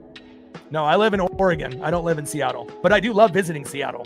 It's probably my favorite thing to go visit, besides going to Eugene for Duck games if I, get a chance. But I wouldn't live in Eugene, in a college town. But if I were to live in any place other than where I'm living now, it would be Seattle. It's expensive, but it's beautiful. 1-0 pitch, takes a strike swinging low and at the knees to Victor Robles. 1 ball and 1 strike from King to Robles. Robles grounds out to the shortstop on a 1-1 pitch, throw to first, and that is 2 away. Chiefs are having a meltdown. You would assume that, they're 0-2, but again, everyone just thinks people are going to be great forever. But again, greatness doesn't last forever. At some point, other teams start to catch up. And it took a while, but now you have the Ravens, the Bills, and the Chargers that are salivating at the chance to represent the AFC, and it looks like it may happen. First pitch of JP Crawford from King, takes a strike swinging right down the middle, 0-1 count. 0-1 pitch, high and away, 1 ball and 1 strike to JP Crawford. 1-1 pitch, big swing and a miss, low and away, 1 ball and 2 strikes. From King to Crawford. And obviously I'll be tapping into that Chief-Giant game after this is over. That's wild. The score is so low. And what about all the field goals for touchdowns today? Eagles had one. They won the game. Rams should have won that game. That was wild. Jets did it to the Bucks, but Baker had a last chance of 2 minutes. It's been a wild day. I think it's the most blocked field goals since 1991 or something of that nature, I read. 1-2 pitch, high and away. 2 balls and 2 strikes to JP Crawford. Come on, JP. 2-2 pitch, high and away. Count now is full. 3 balls and 2 strikes to JP Crawford. No, Gilbert is still not pitching.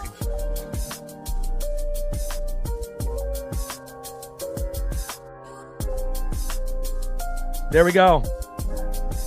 Kind of like the flip-flop scenario for myself.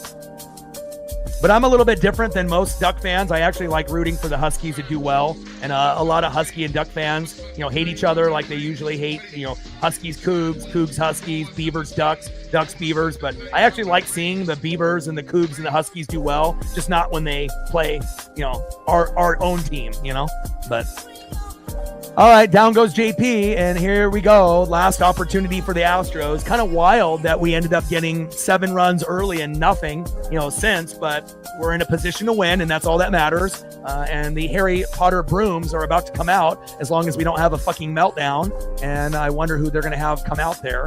Hopefully it's not Carlos Vargas. I mean, we've already seen enough of him. So who's going to come out and get the job done here? We're not going to probably see Mooney or Bizzardo because they've pitched back-to-back-to-back games. So is this going to be like Gabe Spire? And if it's going to be Brash, holy hell, don't have a meltdown. We're going to find out in a moment. Next up, 2 for 3 with 2 runs and an RBI, a productive day with a home run and a single, Zach Cole. Batting second, 1 for 3 with a K, shortstop Mauricio Dubon. And batting third, one of our thorns in our side, besides Salvador Perez and Mike Trout, 2 for 2 with an RBI and a base on ball, Jose Altuve.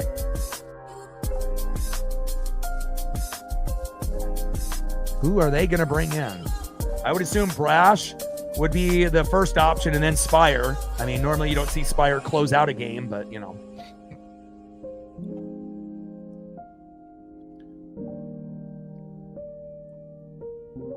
Yeah, but again, not every, Husky fan or Duck fan is, that way, where you just absolutely hate the other fan base or the other, team and whatnot, because sometimes you end up having like blended families where you ended up having one person that went to Washington and maybe another person went to Oregon, or maybe one person went to Oregon State and the other went to Oregon, or one person went to Washington and the other's a Coug, so, sometimes you end up having that type of relationship in your family as well, or your friend circle. Brash is coming in, so that obviously answers that question. And hopefully Brash doesn't have a meltdown like Vargas did. Hopefully this is the good version of Matt Brash, not the Brash that gave up 4 runs and made us lose. Come on, Matt.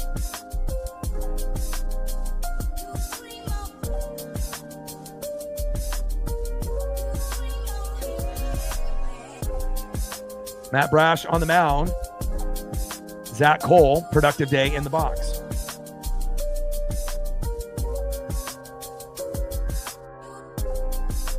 What a fun season it's been here, with you guys, being able to share these memories together.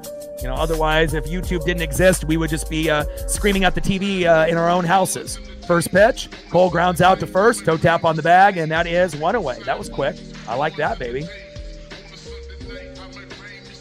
Next up, pinch hitting is Victor Caratini.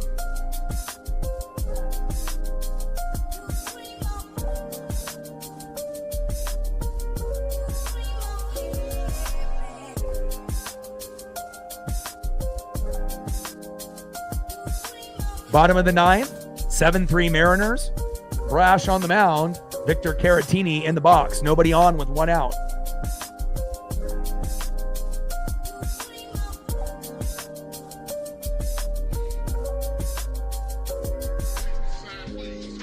See, exactly what I was just mentioning. I think it's one of those things I feel that is a little bit more common than people realize.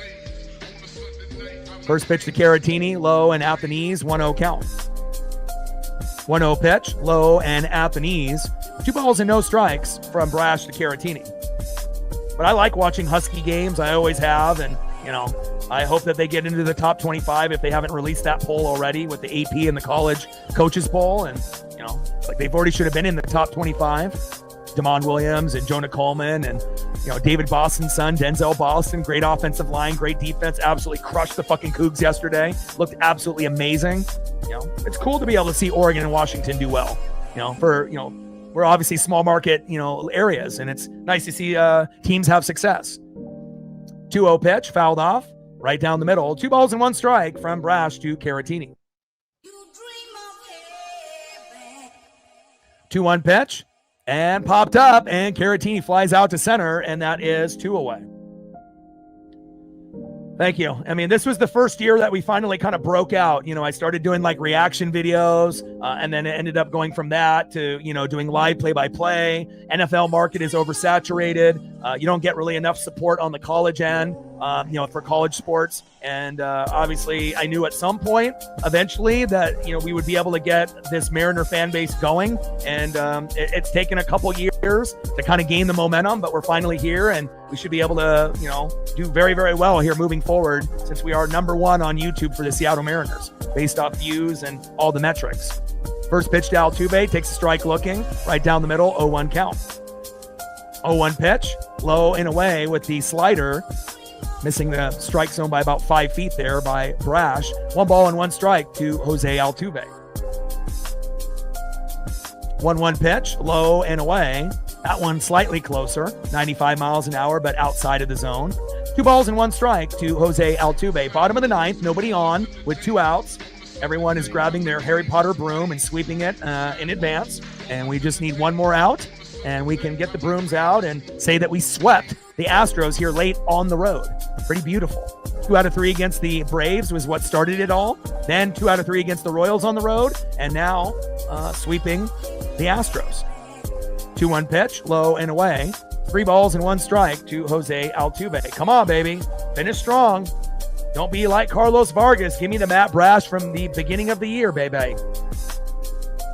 Brash on the mound, Altuve in the box. 3-1 pitch, takes a strike looking inside. At the knees, count now is full. 3 balls and 2 strikes to Jose Altuve. Come on, baby. 1 more strike.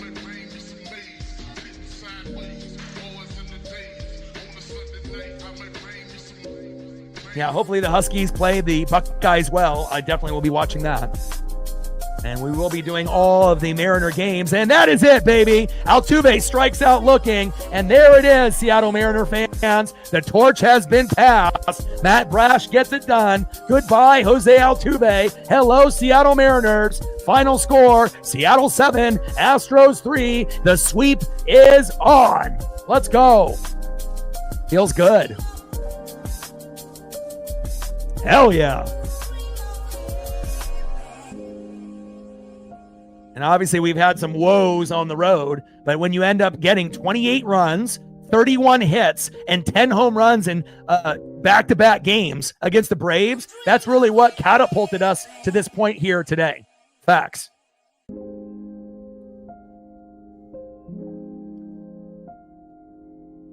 And when the Mariners win, what do? We fucking dance. Mariners win. Mariners win. Mariners win. Fuck yeah. Let's go.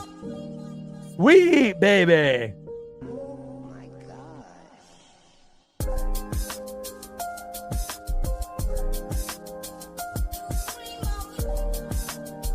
And again, it was definitely a team effort.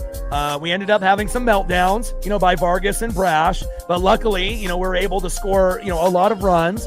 Starting pitching has been magnificent, right? Hitting has been magnificent.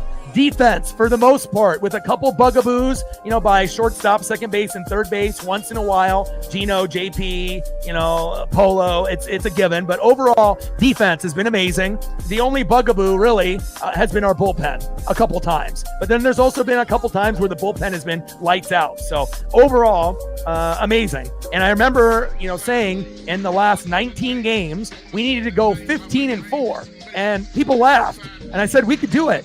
And now we're going to get to a point, if we can end up sweeping the Rockies, and somehow, some way, if we sweep the Dodgers, we might be going like 18-1. I'm not saying that we will go 18-1 in like 19 games or something like that, but again, we can shoot for 2 out of 3 against the Dodgers. Obviously, we want to sweep the Rockies, and we'll just see where it goes. And if we end up winning game 1 and game 2 against the Dodgers, then we can talk about potential sweep in game 3.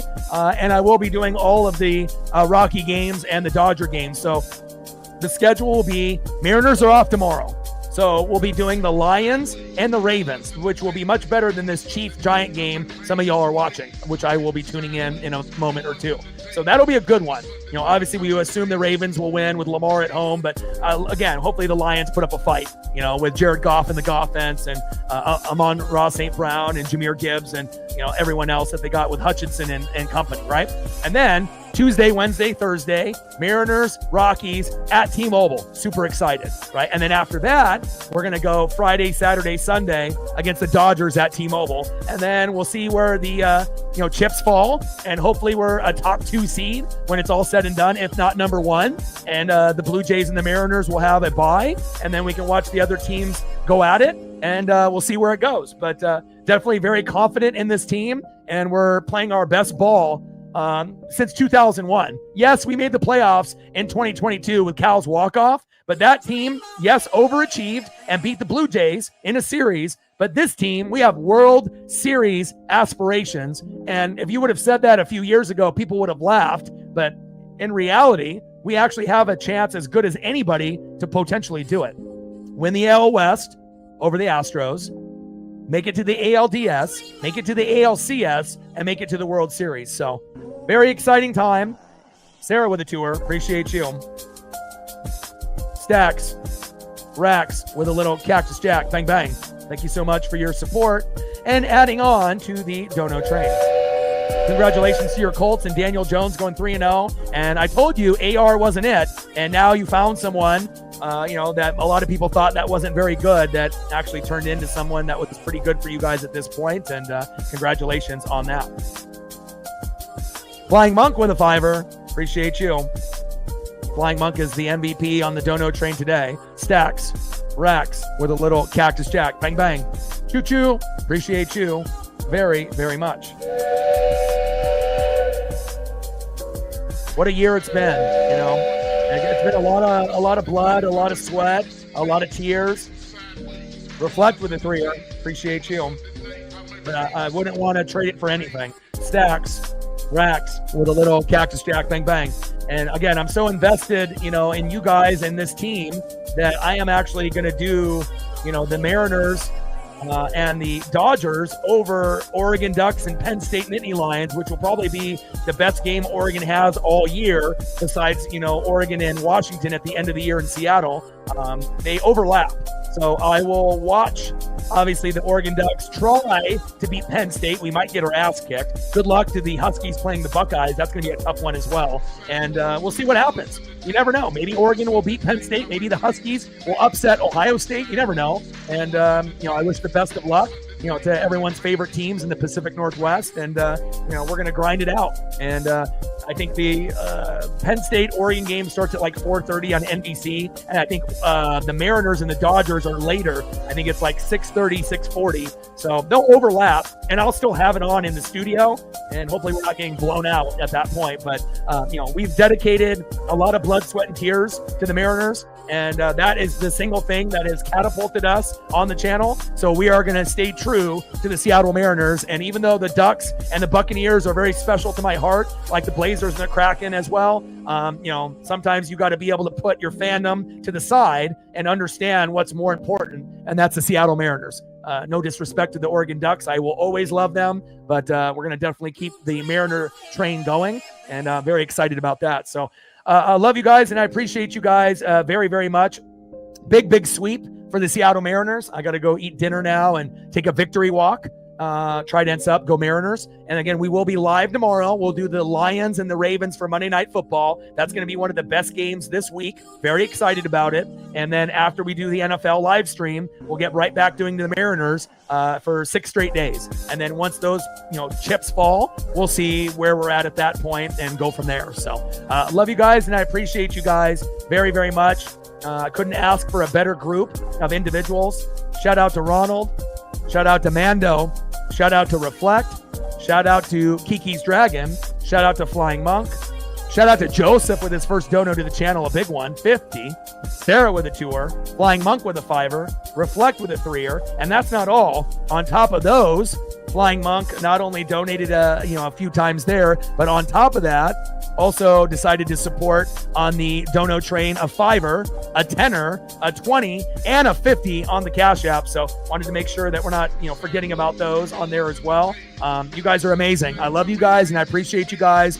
It feels good, to get the brooms out against our heated rival, the Houston Astros. It kind of feels like a torch has been passed, and hopefully the Seattle Mariners will be able to go as far as they possibly can go, and hopefully we're going to end up calling some playoff games. Not only that, but maybe even some World Series games. So love you guys, and I appreciate you guys very much. Final score, Seattle Mariners 7, Houston Astros 3. We get the sweep.